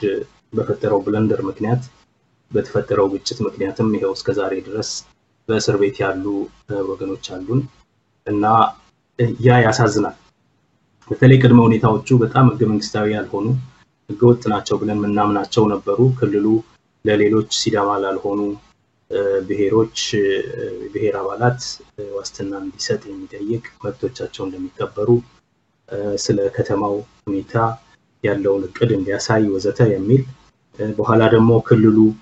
በጀቱን ክልሉ ይሸፍናል የዚህን ሬፈረንደም ማስፈጸሚያ በጀት የሚለውን በመባሉ ክልሉም በጀቱን ያላሰበበት ስለሆነ ከየት እንደሚያመጣ ለጊዜው ጊዜ ወስዶ እንደነበረ የሚታወስ ነው ከዚህ ሁሉ በኋላ በመጨረሻ የመራጮች ምዝገባ እንዲካሄድ ምርጫ ቦርድ ሙሉ ኃይሉን ሰጥቶ ሙሉ ጊዜውን ሰጥቶ ነገሩን በቅርበት እየተከታተለ ሊያስፈጽመው መሆኑ በጣም የሚያበረታታ ነገር ነው ምናልባትም ምርጫ ቦርድም ራሱን ሪዲም ለማድረግ ራሱን ለመቤዠት የደረሰበትን የተቀባይነት ማጣት ክስረት ለማስተካከል ለማረምም ይረዳዋል ብዬ አስባለሁ ሰሞኑን በተለይ የምርጫ ቦርድ ዋና ኃላፊ ወይዘሪት ብርቱካን በቦታው ሁሉ ተገኝታ በከተማው ተገኝታ አንዳንድ ነገሮችን ስትከታተል መሆኑ በጣም የሚያበረታታ ነገር ነበር መልካም ነገር ነው የመራጮች ምዝገባ በተቃና በተሳካ ሁኔታ እየተካሄደ ነው በስካውን ድረስ በ1 ሚሊዮን በላይ ሰው ተመዝግቧል በሐዋሳ ከተማ ብቻ እኔ ወደዚህ ኢንተርቪው እስከገባ ድረስ ወደ 87000 ሰው ተመዝግቧል እና እየቀጠለ ነው ምዝገባው ሐዋሳ ከተማ ምናልባትም የክልል አንሆንም የሚለው ጥያቄ በደንብ ጠንከር ብሎ የፉክክር የሚታይበት ሊሆን ይችላል በተወሰነ ደረጃም ቢሆን ግን እዛም ቢሆን ምዝገባው በሰላማዊ መንገድ እስካሁን እየተካሄደ ነው ይሄ የሚያበረታታ ነው አሁን ቀናት ነው የቀሩት በዚህ ጊዜ ውስጥ ምንድነው መጠንቀቅ ያለብን ከተባለ አንደኛ እንግዲህ ታዛቢዎች አሉ የምርጫ አስፈጻሚዎችና ታዛቢዎች በቦታው አሉ የምርጫ ታዛቢዎቹ በስነ ስርዓት ነፃ በሆነ ሁኔታ ነገሮችን ማጤን እንዲችሉ እድሉ ካለ መልካም ነው ሌላ መራጮች በጊዜ ወጥተው የመራጭ ካርዳቸውን እንደወሰዱት እንደተመዘገቡት ልክ እንደዚሁ በጊዜ በጠዋት ወጥተው ብዙ ግርግር ሳይፈጠር ሰልፍም ሳይበዛ በጠዋት ወጥተው እንዲመርጡ ማበረታታት ያስፈልጋል እድሉ እንዳያመልጥ ሰዓት ተራዝሞ ወደ ኋላ ላይ ክርክር ጭቅጭቅ እንዳይመጣ አሁን ሰሞኑን ለምሳሌ ካርድ አልቆ ነበር ስለዚህ ካርድ አሁን ይሄ በጊዜ ስለሆነ ነው ቶሎ ሊታረም የቻለው አንዳንድ ቦታ ካርዶችን የመዝረፍ ቢሮውን የመዝረፍ ሁኔታም አንድ ኢንሲደንት ቢያንስ ተፈጥሮ ነበር ይሄንን ያው በህግ አግባብ እርምጃ እንዲወሰድበት ተደርጓል አይ ቲንክ በሚቀረው ጊዜ አንዱ መታሰብ ያለበት ነገር አንደኛ ማንኛውም ትንኮሳ ምክንያቱም አሁንም ተግዳሮቶች አሉ አሁንም ይሄን የብሔር ብሔረሰቦች ጥያቄ የሚያጣጥሉ ሰዎች አሉ አሁንም ይሄን የክልልነት ጥያቄ እንደ ጠባብነት እንደ ዘረኝነት እንደ ንፉግነት አድርገው የሚያዩት በዚህም አግባብ ፕሮፓጋንዳ የሚሰሩበት ሚዲያዎች ጭምራሉ ስለዚህ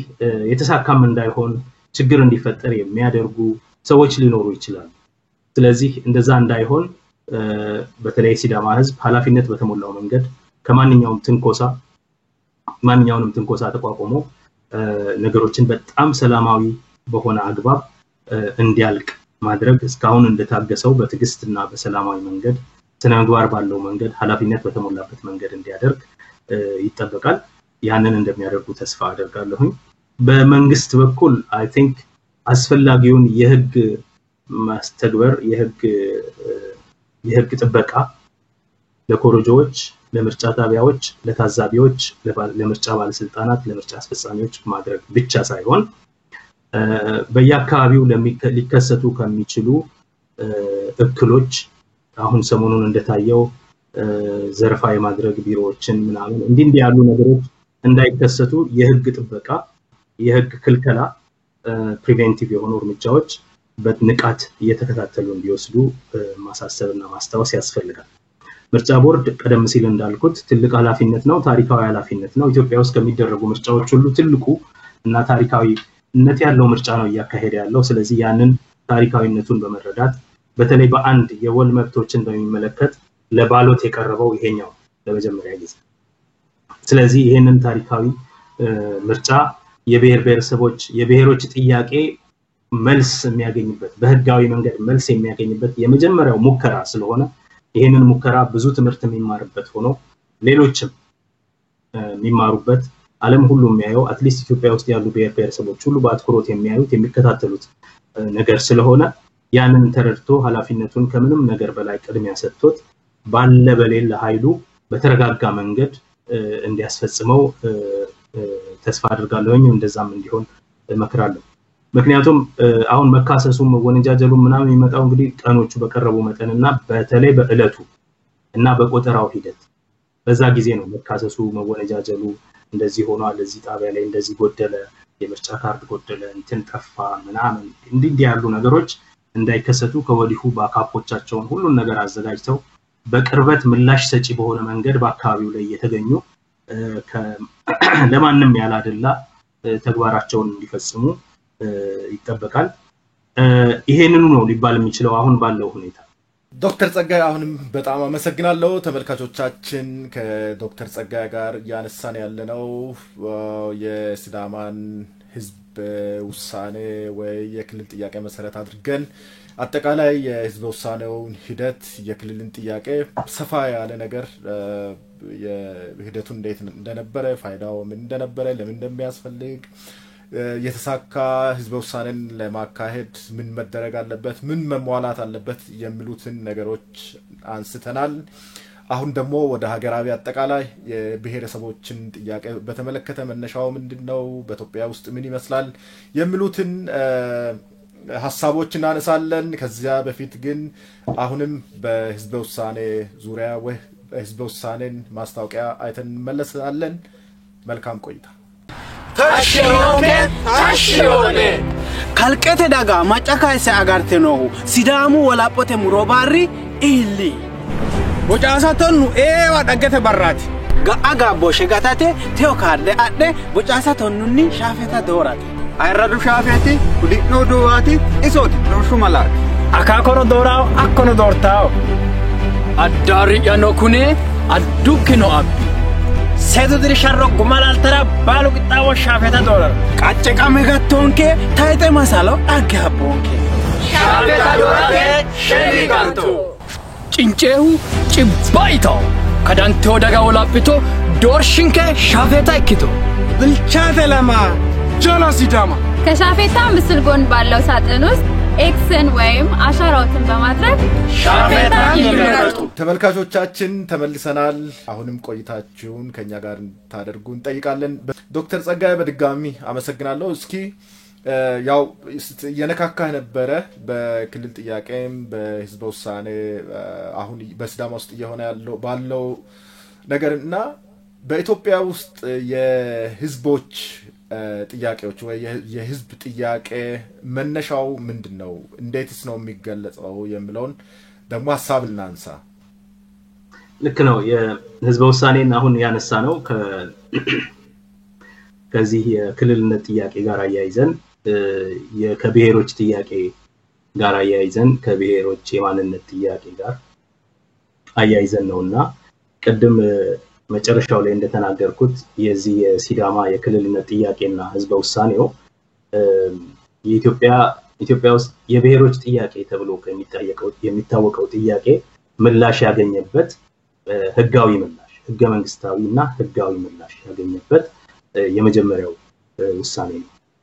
እና አሁን አንተ እንዳልከው የብሔሮች ጥያቄ ኢትዮጵያ ውስጥ አለ እና ይሄ ጥያቄ መንስኤው ምንድነው ከየት ነው የሚነሳው ከየት ይመነጫል ምንድነው የመገለጫውስ ምን አይነት ነው ምን ነገር ይገልጸዋል የሚለው በጣም ወሳኝ ጥያቄ ነው I think ይሄ ለሌሎችም ሲባል አሁን ኢትዮጵያ ውስጥ ብዙ የሚያከራክር ነገር ስለሆነ በህገ መንግስቱ ማሻሻል ዙሪያ በህገ መንግስቱ አተረጓጎም ዙሪያ የብሔር ተኮር ፖለቲካን እናግድ ወይስ እናስፋ የሚለው ጥያቄ ፓርቲዎች ይክሰሙና የብሔር ተኮር ፓርቲዎች ከስመው ህብረ ብሔራዊ ወይም ብሔር የለሽ ፓርቲዎች ይፈጠሩ አይፈጠሩ በሚለው ጊዜ ሁሉ የሚሞግተን የሚጎነትለን ጥያቄ በዛና በዚህ ከፋፍሎ የሚያጋጨን ጥያቄ ይሄው የብሔሮች ጥያቄ ለመሆኑ የብሔሮች ጥያቄ ማለት ምንድነው መንስኤውስ ምንድነው የብሔሮች ጥያቄ ኢትዮጵያ ውስጥ መንስኤው የብሔር ጭቆና ነው አሁን ብዙ ሰው የብሔር ጭቆና የለም የብሔር ጭቆና ካለ ጨቋኝ ብሔር አለ ማለት ነው ጨቋኝ ብሔር ካለ ያ ጨቋኝ ብሔር ማን ነው ምናምን የሚል የማይረባ ጉንጭ አልፋ ክርክር ይደረጋልና ይሄ አይ ቲንክ መጥራት አለ የብሔር ጭቆና አለ የምንልበት ምክንያት አንድ ብሔር እንደ ብሔር ወጥቶ ሌሎችን ጨቁኖ ሳይሆን ሰዎች ግለሰቦች ቡድኖች በብሔረሰባቸው ምክንያት በሚናገሩት ቋንቋ በሚያንጸባርቁት ባህል ባላቸው ከኢትዮጵያ መንግስት ጋር ባላቸው የግንኙነት ታሪክ ምክንያት ይገለላሉ በተለየ ሁኔታ ይጨቆናሉ ማርጂናላይዝ ይደረጋሉ ወይም በአጠቃላይ የተለያዩ የጭቆና ገጽታዎች በእነሱ ላይ እንዲጫኑ ይደረጉ ነበር ከሚል ይሄ ማለት አንደኛ የብሔሮች ጥያቄ አለ ሲባል የብሔሮች ጭቆና አለ ሲባል በኢትዮጵያ መንግስትና በተለያዩ የህዝብ ክፍሎች መካከል ያለው ግንኙነት እና በህዝቦችም መካከል ያለው ግንኙነት ጤነኛ ያልሆነ የተዛባ አንዱን ዲስአድቫንቴጅ አድርጎ ሌላኛውን ፕሪቪሌጅ የሚያደርግ ነበር ማለት ነው እንጂ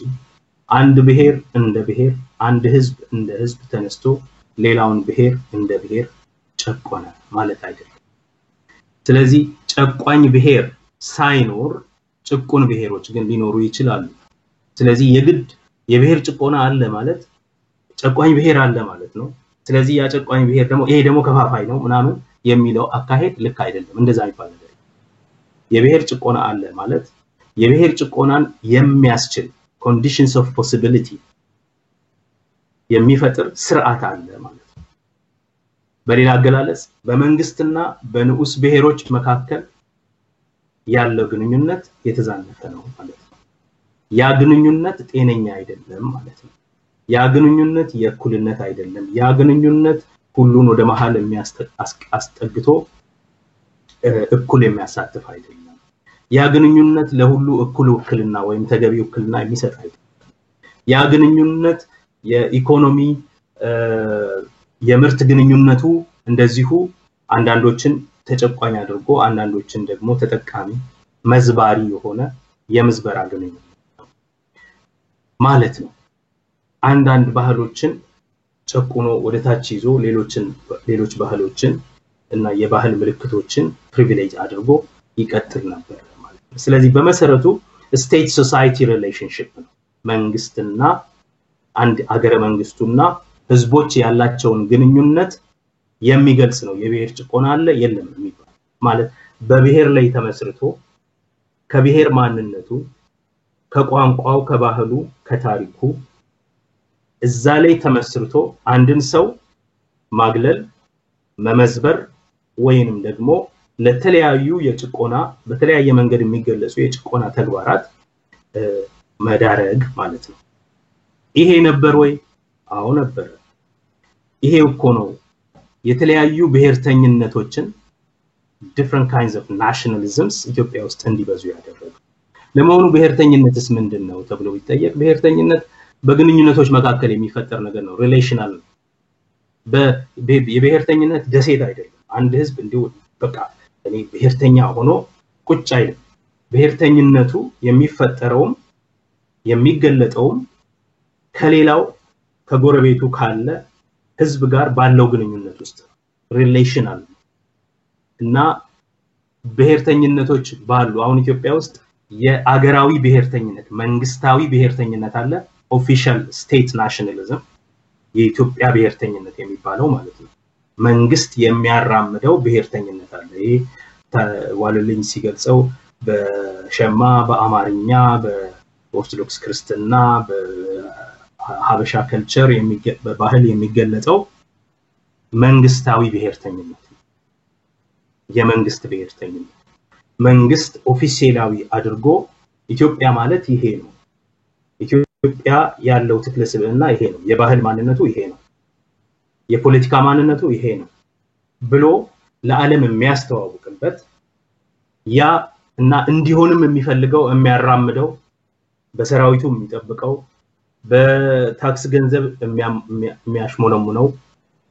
በየበዓላቱ በየዲፕሎማቲክ ሴንተሮቹ በኤምባሲዎቹ በኩል የሚያሰራጨው በካሌንደሮቹ በተለያዩ የመንግስት ተግባራቱ የሚገልጸው ብሔርተኝነት አለ ያ የመንግስት ብሔርተኝነት ስቴት ናሽናሊዝም ወይም ደግሞ ኦፊሻል ናሽናሊዝም መንግስታዊ ብሔርተኝነት ይባላል ናው ባለ ብዙ ብሔር አገር ሲኖር እንደኛ ብዙ የተለያዩ ቡድኖች የሚኖሩበት አገር ሲኖር መንግስቱና በውስጡ ያሉት ብሔሮች የመለያየቱ እድል ይሰፋል ምክንያቱም መንግስቱ ወይ ሁሉን አቃፊ መሆን አለበት ወይ ደግሞ ከሁሉም የራቀ ኒውትራል መሆን አለበት ልክ መንግስት ከሃይማኖቶች ኒውትራል ማለት ገለልተኛ የሆነ ባዕድ ኦብጀክት ይሆናል እንደሚባለው በሴኩላሪዝም ከናሽናሊዝምም የሚለይበት ሁኔታ አለ ኢትዮጵያ ውስጥ ግን ዘመናዊቷ ኢትዮጵያ ከተፈጠረች ጊዜ ጀምሮ በ19ኛው ክፍለ ዘመን መጨረሻ ከተፈጠረችበት ጊዜ ጀምሮ በጣም ብዙ ብሔር ብሔረሰቦች በአገሪቱ ውስጥ ይያሉ መንግስቱ አንድ ዲሌማ ነበረው ይሄንን የዚህን አገር ማንነት እንዴት አድርጌ ልቅረጸው ሲል አካታችነት ባለው መንገድ ለመቅረጽ ሳይሆን ኢንፋክት አግላይነት ባለው መንገድ አንዱን የተመረጠ ነገስታቱ ወይም ገዢው መደብ የወጣበትን ባህል መርጦ በሌሎቹ ላይ ጭኖ የአገራዊ ብሔርተኝነት መንግስታዊ ብሔርተኝነት ወይም ኦፊሻላዊ ብሔርተኝነትን ሲያራምድ ቆይቷል ይሄ ደግሞ በመንግስትና በህዝቦች መካከል ያለውን ግንኙነት የተለያየ እንዲሆን አድርጓል ለመንግስት ያላቸው ቅርበት አንዳንድ ብሔሮች ያላቸው ቅርበት ከአንድ ብሔር የተወለደ ሰው ያለው ቅርበትና ሌሎቹ የተለያየ እንዲሆን አድርጓል ይሄ እስከ ዛሬም ድረስ በዜግነትና በማንነት ላይ ልዩነት አለ ማን እውነተኛ ኢትዮጵያዊ እንደሚባል ማን እውነተኛ ኢትዮጵያዊ እንደማይባል ማን እንደሚጠረጠር ማን እንደሚታመን ማየት ይቻላል ኢቭን ዛሬ ማለት የዜግነት ልዩነት ፈጥሯል የታማኝነት ልዩነት ፈጥሯል እና የመብት አጠቃቀም ላይ ልዩነት ፈጥሯል እስከ ዛሬም ድረስ የቆየ ለምን መንግስቱ ወይ ከብሔሮቹ ገለልተኛ አልሆነም ለምሳሌ የመንግስቱ ቋንቋ አማርኛ ነው ኢትዮጵያ ውስጥ ለዘመናት አገሪቱ ውስጥ ግን ብዙ ቋንቋ ነው ያለው ገለልተኛ ቢሆን ምን ያደርጋል አሁን በተለያዩ የሌሎች አፍሪካ ሀገሮች ውስጥ ኢቭን በህንድ ወዘተ የምታየው የውጭ ከነዚህ ሁሉ ገለልተኛ የሆነ ቋንቋ የውጭ ቋንቋ እንግሊዝኛ ይመርጣል ወይ እንደዛ ከሁሉም የራቀ አልሆነም ወይንም ደግሞ ሁሉንም ያካተተ አልሆነም እስከዛሬም ድረስ የሥራ ቋንቋዎችን ዳይቨርሲፋይ ለማድረግ የፌደራል መንግስቱን ብዙ ጩኸት አለ ብዙ አሁን ድረስ ብዙ መገፋፋት አለ ስለዚህ ያ የአገራዊ መንግስታዊ ኦፊሻላዊ ብሔርተኝነት የፈጠረው የማራቅና ለይቶ የማቅረብ ሁኔታ ነው የብሔሮችን ጥያቄ የፈጠረው ስለዚህ የብሔሮች ጥያቄ አለ ብሔርተኝነቶች አሉ ተፎካካሪ ተወዳዳሪ ተገዳዳሪ ብሔርተኝነቶች ኢትዮጵያ ውስጥ አሉ ይሄ ደግሞ የመጣው ከአንደኛ ከሀገሪቷ አወቃቀር ምክንያት አነሳስ ላይ ያለ ካለ ሁኔታ አንዳንዶች በወረራና በመስፋፋት የተያዙ አሉ አንዳንዶች ተፈጥሯዊ በሆነ ሂደት ኢቮልቭ አድርገው የፖለቲካ ማህበረሰብ ውስጥ ይቆያሉ እና ያ ራሱ በመንግስትና በብሔሮች መካከል ያለው ግንኙነት እና ርቀትና ቅርበት ልዩነት ይፈጥራል ሁለተኛ መንግስት የዘመናዊ ኢትዮጵያ መንግስት ከተዋቀረ በኋላ ሀገረ መንግስቱ የሀገረ መንግስት ግንባታው ሂደት ላይ የወሰዳቸው እርምጃዎች ከቋንቋዎች ከነገዶች ከባህሎች ሁሉ ራቅ ብሎ መቆም ወይንም ደግሞ ሁላቸውንም አካቶ ማኖር ሳይሆን አንዱን መርጦ ሌሎቹን አርቆ አንዱን መርጦ በሁሉ ላይ ጭኖ የማስተዳደር መንገድ ነው ያም የተለያየ አይነት መገለጫ ያለው ጭቆናን አምጥቷል ምን አይነት ጭቆናዎች አንዲት በኔ ፊልድ አካባቢ በጣም ታዋቂ የሆነች የፖለቲካል ሳይንስ የፖለቲካ ፍልስፍና መምህርት ሰው ምን ትላለች there are phases of operation የጭቆና የተለያዩ ገጽታዎች አሉ ፊቶች አሉ ከነዚህም መካከል አንደኛው ጥቃት የኃይል ተግባር መፈጸም መግደል መንቀል ማስወገድ መጨረስ extermination ይሄ ይካሄዳል ብዙ ጊዜ አገረ መንግስት ግንባታ ሂደት ውስጥ ልዩነትን ወይ ታጠፋዋለህ ወይ አብዞርብ ታደርገዋለህ ወይም ደግሞ በጊዜ ሂደት ኢንቲግሬት ታደርገዋለህ እና ይሄን የምታደርግበት መንገድ አንዱ ኤክስተርሚኔሽን ለዚህም ነው ብዙ የብሔር ጭቆና ባለበት ሀገር የመጀመሪያው ጥያቄ ህልው ሆኖ የመኖር the right to existence ምን ማለት ነው ከዘር ማጥፋት መጠበቅ ከጂኖሳይድ መትረፍ survival ወይም ልክ የሰው ልጅ የመጀመሪያው መሰረታዊ መብት በህይወት የመኖር መብት እንደሆነው እንደዚሁ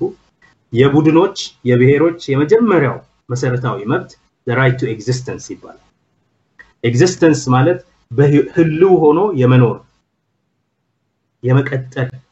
በህይወት የመቀጠል እንደ ቡድን ማለትም በመነቀል መጥፋት አለ በመገደል መጥፋት አለ በኤክስተርሚኔሽን ኤክስፐልሽን ወይም ደግሞ ዲፖርቴሽን ወዘተ አለ ሁለተኛው መንገድ ማንነትን ታሪክን እና ባህልን በማጥፋት ኢሬዝ በማድረግ ማጥፋት አለ ይሄኛው ኢትኖሳይድ የመጀመሪያው አክቹሊ ሰዎችን ማጥፋቱ በመንቀል ይሁን በማባረር ይሁን በማጥፋት በመግደል ይሁን በፍጅት ማለት ነው ማሳከር በማድረግ በዚህ መንገድ የሚደረገው ጂኖሳይድ ነው የዘር ማጥፋት የሚባለው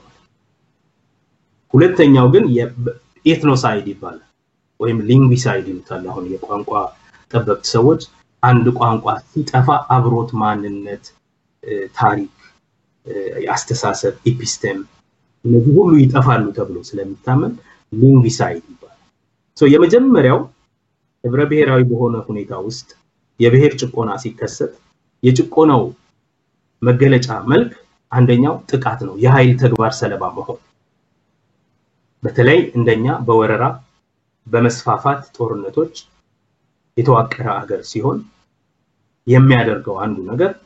የማጥፋት የመንቀል የማስወጣት የመግፋት ተግባር ነው ይሄ ደግሞ ተከስቷል በተለያየ ደረጃ በተለያየ አካባቢ አንዱ ጥያቄ ይሄ ነው የብሔር ጭቆና ሲባል አንዱ መልኩ አንዱ መገለጫው ይሄ ሁለተኛው ምዝበራ ያንድን ህዝብ ያንድን ቡድን የኢኮኖሚ ሁኔታ መቀየር ማለት ነው ምዝበራ ኤክስፕሎይቴሽን የሚባለው ማለት ነው ምዝበራ እንዴት ነው የሚሆነው የምርት ግንኙነት ይኖራል ማለት የማምረቻ የኢኮኖሚ ሀብት የምታፈራበት እድሎችና ሚንሶች አሉ opportunities and means ሀብት እንዲኖርህ የምታደርገው የሀብት ምንጭ የሆኑትን በተቆጣጠርክ መጠን ነው የሀብት ምንጭ ኢትዮጵያ ውስጥ ለምሳሌ መሬት ከሆነ መሬትህ ከተወሰደ ወይም ለመሬት ያለህ አክሰስ መሬት ለማግኘት ያለህ እድል ከተዘጋ በዛው መጠን አንተ ሀብት የማፍራት አቅምህ ይቀነሳል ስለዚህ ያለህ አማራጭ ሌላ ሀብት ላለው ሰው ማደር ይሄ የምዝበራ ግንኙነትን ይፈጥራል ለምሳሌ ኢትዮጵያ ውስጥ የብሔር ጭቆና አለ ከሚባልበት አንዱ ምክንያት በብሔር ላይ የተመሰረተ ምዝበራ ስለነበር ምን ማለት ነው በደቡብ ኢትዮጵያ ኢምፓየር ሲስፋፋ በነበረው የመስፋፊያ መንገድ ምክንያት ማለትም ነገስታቱ መደበኛ ጦር ደሞዝ የሚከፈለው መደበኛ ጦር ስላልነበራቸው ይሄንን ነገሮች ባይተዳኝነት ለትሮን ተክለዋሪያት በሙሉ ሲጽፉት የኖርና አፈወርቅ ገብረ ኢየሱስ በሙሉ ሲጽፉት የኖሩት ነገር ነው አዲስ ነገር አይደለም በተስፋፉበት ቦታ ላይ ለሰራዊቶቻቸው ደሞዝ መክፈል ስለማይችሉ እንደ ደሞዝ የሰጧቸው የተስፋፉባቸውን ቦታዎች መሬት የራሳቸው ማድረግ መሬቱ ላይ ያሉትንም ሰዎች የነሱ ሰራተኞች ገባሮች ማድረግ እነዚህ የነገስታት የተስፋፊ ነገስታት ወታደሮች ምንም እንኳን የተደራጁ መደበኛ ወታደሮች ፕሮፌሽናል ሶልጀርስ ባይሆኑ የተስፋፊ መንግስት ወታደሮች ናቸው እነዚህ ወታደሮች ነፍጥ ያነገቡ ስለሆኑ ነፍጠኛ ይባሉ ነበር ስርዓቱ ደግሞ ለነዚህ ነፍጠኞች መሬቱንና የወጉትን አካባቢ መሬትና ህዝብ የነሱ ስለሚያደርግ ህዝቡ ገባር ስለሚሆን የነፍጠኛ ገባር ስርዓት ነበር የመሰረት የነፍጠኛ ገባር ስርዓት የፖለቲካ ብቻ መልክ አይደለም ያለው የነፍጠኛ ገባር ስርዓት የኢኮኖሚያዊ ምዝበራን በተለያዩ ብሔሮች ላይ ያስከተለ ነገር ነው ምክንያቱም መሬት እሱ ነው ባለቤት የሚሆነው ለዚህ ነው ዛሬ ድረስ የባለቤትነት ጥያቄ የሀገር ባለቤትነት ጥያቄ የመሬት ባለቤትነት ጥያቄ የሆነ የሚነሳው ከዛ ጅማሬው በከዛ ትሮማ የመነጨ ነው እስካሁንም ይሄ መፈክር ያልተላቀቀን ማለት ነው እና ምዝበራ አለ ይሄ ምዝበራ በነፍጠኛ ገባር ስርዓት ምክንያት የተፈጠረ ነው ይሄንን ለማረም ቢያንስ የ1974ቱ አብዮት እና የመሬት ላራሹ አዋጅ የተወሰነ ርቀት ሄዷል ኢትዮጵያ ውስጥ እና የሆነ ሆኖ ግን አንዱ የጭቆና መልክ ምዝበራ ወይም ህዝበዛ የሚባለው ማለት ነው ይሄ ታይሪስ ማሪዮን ዮንግ የሚወስደው ነው ሶስተኛው አግላይነት ነው ማርጂናላይዜሽን መንግስት የተወሰነውን የህዝብ ክፍል ወይንም የተለያዩ ብሔረሰቦችን ከመንግስት ከፖለቲካ ምህዳሩ ከመንግስት መዋቅሩ ሲያገላቸው በማንነታቸው በብሔራቸው በታሪካቸው በቋንቋቸው ምክንያት አግላይነት የጭቆና አንዱ መገለጫ ነው ማንም ሰው ኢትዮጵያ ውስጥ በብሔር የተመሰረተ አግላይነት የለም ሊል አይችልም ለዚህ ደግሞ የተለያዩ ጽሁፎች በየዘመኑ አሁንማ እንደውም ኦቶባዮግራፊካል የሆኑ ጽሁፎችን በስፋት ስላሉ ምንም ለዚህ ማአት ምሳሌ መስጠት ይቻላል አራተኛው የበላይነትን መጫን ዶሚኔሽን ወይም ሱፕሪማሲስት ሆኖ ብሔሮችን ወይም ሌሎች ብሔረሰቦችን ፓወርለስ ማድረግ ፓወርለስነስ ስለዋለች አይነት ነው የፖለቲካ ጫና የፖለቲካ ማህበረሰቡ ህዝብ ባልሆኑት ህዝቦች ላይ ለምናያቸው የኛ ጌዝ ኦብጀክት የሆኑት ግን ለማያዩ ለማናያቸው ለሚያዩ ተጋይገው መደን እንደሚለው የፖለቲካ ጫና በእነሱ ላይ ማድረግ ፓወርለስ ማድረግ የመጨረሻው የባህል ጭቆና ወይም ካልቸራል ኢምፔሪያሊዝም ማካሄድ ነው ትላለች ናው ኢትዮጵያ ውስጥ እነዚህ የተለያዩ መገለጫዎቹ ሁሉ የብሔር ጭቆና መገለጫዎቹ ሁሉ በስፋት የታዩ ነበሩ ከዚህ የተነሳ የሚነሱ ጥያቄዎች አሉ አንደኛው በማንኛውም የብሔር ጭቆና በነበረበት ሀገር የመጀመሪያ የሚነሳው ጥያቄ ህልው ሆኖ የመኖር ጥያቄ ነው visibility the right to existence ወይም መታየት መገናዘብ ወይም recognition በሌለበት ሀገር ውስጥ አንዱ የሚያደርገው ነገር የብሔር ጭቆና አንዱ ብሔር ይታያል ሌላው አይታይም እንዳይታይ ማድረጉ ለማጥፋት የመጀመሪያው እርምጃ ነው invisibility ማለት ስለዚህ እንዳይጠፋ መጀመሪያ ዕውቅና ይፈልጋል ዕውቅና ተሰጠው ማለት መገኘት ቪዚብል መሆን መታየት ማለት ነው በነገራችን ላይ ይሄ ዝም ብሎ ሩቅ ቲዮሪ አይደለም ማለት አሁን በቅርብ ዘመን አዲስ አበባ ከተማ ቁጭ ብዬ ቴሌቪዥን ያያየው በማታ ዜና ላይ የደቡብ ክልል ፕሮግራም ነበር አንድ ሰኞ ይተላለፍ ሰኞ ማታ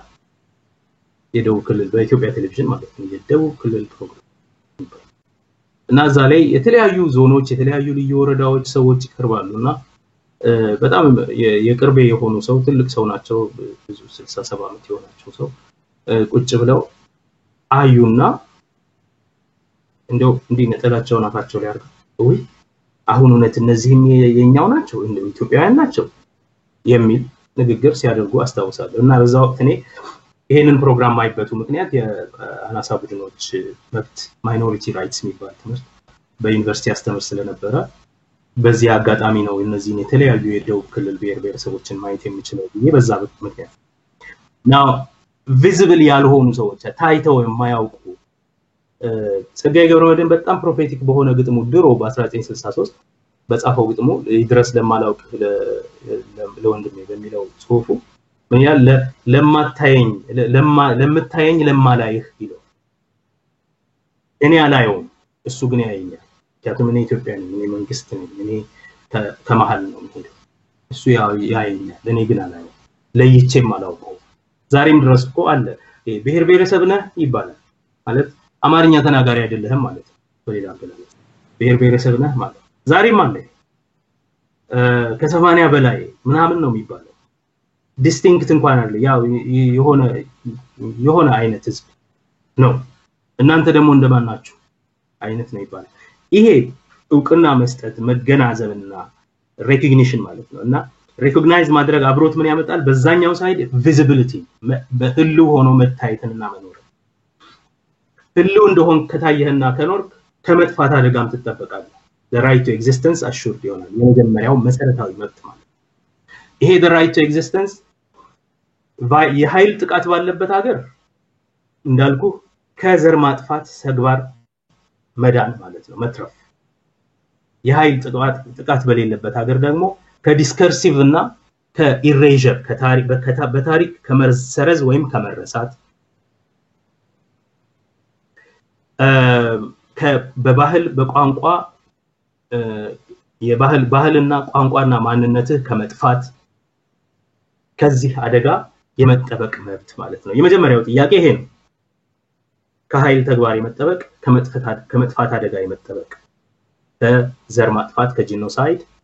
ከባህል መጥፋት ከኢትኖሳይድ እና ከቋንቋ መጥፋት ከሊንግሳይድ መዳን መትረፍ ሁለተኛ በያሉበት አካባቢ የፖለቲካ ትርጉም ያለው ማለት የፖለቲካ ተሳትፎ ማድረግ በፖለቲካ ተቋማቱ ውስጥ ውክልና ትርጉም ያለው የፖለቲካ ተሳትፎ ማድረግ ይሄ ዶሚኔሽንን ለመስበር ይረዳል ሶስተኛ ፍትሃዊ የሆነ የሀብት ክፍፍል ማለት ኢኮኖሚክ ሪዲስትሪቢዩሽን እንዲኖር ይጠይቃሉ ለምሳሌ ብዙ ጊዜ የብሔር እኩልነት ችግር ባለበት አገር ውስጥ የሚጠየቀው የአካባቢያዊ የሆኑ ሀብቶችን የተፈጥሮ ሀብቶችን የመቆጣጠር አሁን በተርድ ወርልድ እና በፈርስት ወርልድ በምዕራባውያኑና በሶስተኛ ዓለም ሀገሮች መካከልም ትልቁ መብት የነበረው ከቅኝ ግዛት ነፃ የወጡ ሀገሮች sovereignty over natural resources የሚል ነበር ልክ እንደዛ ማለት ነው በአንድ ሀገር ውስጥም የብሔር ጭቆና ሲኖር ባላቸው ሪሶርስ ማለት አሁን ኦሮሚያ አካባቢ የምትሰማው የብሔር ጥያቄዎች ባሉበት አካባቢ የምትሰማው የመሬት ባለቤትነት የአካባቢያዊ የተፈጥሮ ሀብቶች ወርቅ ማዕድን ምናምን ካለ ከነሱ የተወሰነ ድርሻ ይኖራል የሚል መብት አለ እና ይሄ የምዝበራውን ሁኔታ ለማስተካከል ማለት ነው የነበረውን ጭቆና ከመታስተካከልበት መንገድ አንዱ የምዝበራውን ሁኔታ ማስተካከል በመሬት በአንዳንድ ቁልፍ በሆኑ የምጣኔ ሀብት ሪሶርስስ ላይ ቁጥጥር እንዲኖር አቅም እንዲኖር ወሳኝነት እንዲኖር ኢኮኖሚክ ሰልፍ ዲተርሚኔሽን እንዲኖር የማድረግ በሶስተኛ ደረጃ ከዳር ወደ መሃል አንዱ መገለል ስለሆነ ከመገለል ወደ ባለቤትነት መቅረብ ወደ ፖለቲካ ማህበረሰቡ አባልነት መቅረብ አሁን ለምሳሌ ኢትዮጵያ ውስጥ ከ1991 ወዲህ የሆነ ያለው ነገር ብሔር ብሔረሰቦችና ህዝቦች በአገራቸው ጉዳይ ወሳኝ ሆነው ለምሳሌ ህገ መንግስት ሲጽፉ እኛ ብሔር ብሔረሰቦችና ህዝቦች ብለው መጀመራቸው ይሄ አንዱ መገለጫው ነው እና ይሄን ለምንድን ነው የሚሉት አሁን ብዙ ሰው በቃ ዋና ችግሩ እኮ የህገ መንግስት ይሄ ነው ይላል አክቹሊ ዋና ነገሩ እዛ ሀገር ውስጥ እንግዲህ ብሔር ብሔረሰብ ያልሆነ የለም ምንም እንኳን እኛ ከብሔር ፖለቲካ እንወድም የዜግነት ፖለቲካ ነው ምናምን ይላሉ ግን በምን ቋንቋ ነው እንደሱ የሚሉት የብሔር ያልሆነ ፖለቲካ የሚባል የለም ኢትዮጵያ ውስጥ አትሊስት እና ብሔር የሌለው እስከሌለ ድረስ የብሔር ፖለቲካ ያልሆነ የሚባል ነገር የለም ብሔር የሌለው የለም ብዙ ጊዜ የሚባለው የተቀላቀሉ አሉ እና የተቀላቀሉ ማለት ብዙ ብሔር አላቸው ማለት ነው እንጂ ብሔር የላቸው ማለት አይደለም እና የብሔር ያልሆነ ፖለቲካ የለም የብሔር አባል ያልሆነ ሰው የለም በተለምዶ ግን አማርኛ የማይናገረው ሰው ነው ብሔር ያለው ሌላው ሰው አማርኛ የሚናገረው ሰው ብሔር የለም እሱ ሀገር ነው ያለው ናው እንደዚህ ያለ የተበላሸ ነገር ከመኖሩ ባሻገር ምንን ያሳያል ህገ መንግስቱ እኛ የኢትዮጵያ ብሔር ብሔረሰቦች ምን ይያለ ነው ባለቤት ነን እዚህ ሀገር ይያለ እኛ አቋቋሚ አእማድ ነን ይያለ መስራች ባለቤት ነን የዚህ ሀገርና ሀገረመን እንደ ድሮ የተረሳን አይደለም የተገለልን አይደለም we are taking the center stage ይያለ ናው ይሄ በቲዮሪ ነው የሆነው ይሄንን በሬፈረንደም አይደለም ያጸደቁት ይሄንን በዲሞክራሲያዊ በሆነ መንገድ አልፈተኑትም እስከዛሬ ድረስ ዲሞክራሲ ስላለ ነገር ግን የተቀመጠው ተስፋ የሚያሳየው ይሄንን ሰብጀክቲቪቲን መመለስ ማለት ነው በጣም ትልቅ ቦታ ማንኛውም ፍልስፍና የተማረ ሰው ህግ የተማረ ሰው ፖለቲካል ሳይንስ የተማረ ሰው የሚያውቀው ሰብጀክቲቪቲ is important ስፒኪንግ ሰብጀክት ሆኑ ማለት ነው እኛ የዚህ ሀገር መስራች መሰረቶችን ብለው መናገር መጀመራቸው ያ ትልቅ ኤጀንሲን የመጠቀም ሁኔታ ሶ አንዱ አግላይነት የብሔር ጭቆና መገለጫ ከሆነ የብሔር ጥያቄ ሲነሳ ደግሞ ከሚጠይቀው ነገር አንዱ ከመገለል ወደ መሃል መምጣት ከማርጂን ከዳር ወደ መሃል መምጣት የአገር አንድ ጌጥ ሆኖ ከመታየት ይልቅ የአገር ባለቤት መሆን የመንግስት ኦብጀክት ከመሆን ይልቅ የመንግስት አቋቋሚ አምድ መሆን ማለት ነው እና ይሄ አንዱ ያንን ጭቆና የማስተካከያው መንገድ ነው ሌላው ራስን ማስተዳደር ነው ቀደም እንዳልኩ ወደ መሃል ስትመጣ አንዱ የምትጠይቀው የፖለቲካ ስልጣንን ለመጋራት ኢፌክቲቭ የሆነ ሪፕሬዘንቴሽን ውክልና በተወካዮች በአገራዊ ጉዳይ ላይ በጋራ ለመተዳደር በተወካዮች መወከል ሁለተኛ ትርጉም ያለው ተሳትፎ ደግሞ በፖለቲካ ሂደት ውስጥ ማድረግ ማለት ያገሩን ጣፈንታ የራስህንም እድል የሚወስን ውሳኔዎች ላይ ተሳታፊ መሆን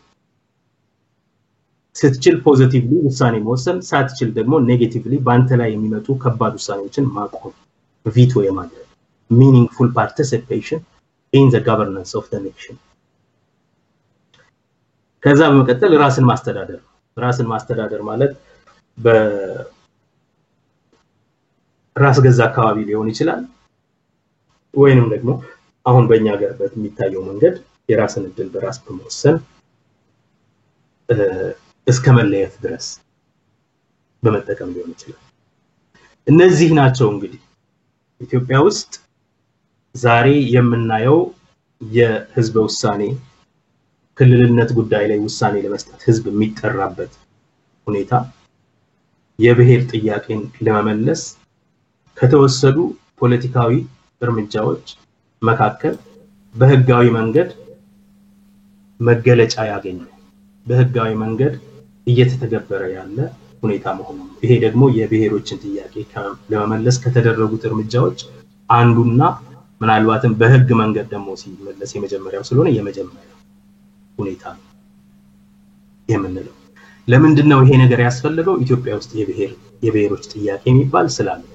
ቢያንስ ከ1969 ኖቬምበር 17 ጀምሮ ዋለልኝ የብሔሮች ጥያቄ በኢትዮጵያ ብሎ ያንቺን ጽሁፍ ጽፎ ካቀረበበት በልደት አዳራሽ በአዲስ አበባ ዩኒቨርሲቲ ካቀረበበት ቀን ጀምሮ ይሄ ጥያቄ ቁልፍ ሆኖ የተቀመጠ ጥያቄ ከመሆኑ የተነሳ ይሄ ጥያቄ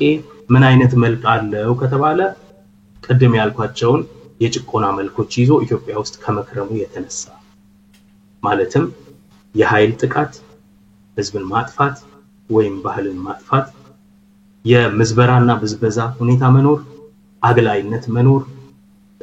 የፖለቲካ ስልጣንን እና ኃይልን በሌሎች ላይ መጫን እና ሌሎችን ዶሚኔት የማድረግ የበላይነትን ማስፈን እና በመጨረሻም የባህል ጭቆና ወይም ደግሞ ካልቸራል ኢምፔሪያሊዝም ትለዋለች አይሪስ ማሪን ዮንግ ያንን ማድረግ ከነዚህ ጭቆና መገለጫዎች ነፃ ለመውጣት የሚደረገው እንቅስቃሴ ደግሞ የብሔር ጥያቄ የሚመለስበት አቅጣጫን የሚያስይዝ መንገድ ሆኖ ይታወቃል። ተመልካቾቻችን ለዛሬ የክፍል 1 ቆይታችን እዚህ ላይ እናበቃለን። የዚህን ቀሪ ፕሮግራም ነገ በዚሁ በተመሳሳይ ሰዓት ወደ እናንተ ይዘን ቀርባለን። እስከዚያው መልካም ጊዜ። ታሽዮኔ ካልቀተ ዳጋ ማጫካይሰ አጋርቴ ነው ሲዳሙ ወላጶቴ ሙሮባሪ ኢሊ ቦጫሳቶኑ ኤዋ ዳገተ በራት ጋአጋቦ ሸጋታቴ ቴዎካርደ አደ ቦጫሳቶኑኒ ሻፌታ ዶራት አይራዱ ሻፌቲ ዲኖ ዶዋቲ ኢሶት ዶሹ ማላት አካኮሮ ዶራው አኮኖ ዶርታው አዳሪ ያኖኩኔ አዱክኖ አቢ ሴቱ ድርሻሮ ጉማላልተራ ባሉ ቅጣው ሻፌታ ዶራር ቃጨቃ መጋቶንኬ ታይተ ማሳሎ አጋቦንኬ ሻፌታ ዶራቴ ሸሪጋንቶ ጭንጨው ጭባይቶ ከዳንቴ ወደጋ ወላጵቶ ዶርሽንከ ሻፌታ ይክቶ ብልቻተ ለማ ጆሎ ሲዳማ ከሻፌታ ምስል ጎን ባለው ሳጥን ውስጥ ኤክስን ወይም አሻራዎትን በማድረግ ሻፌታ ይመረጡ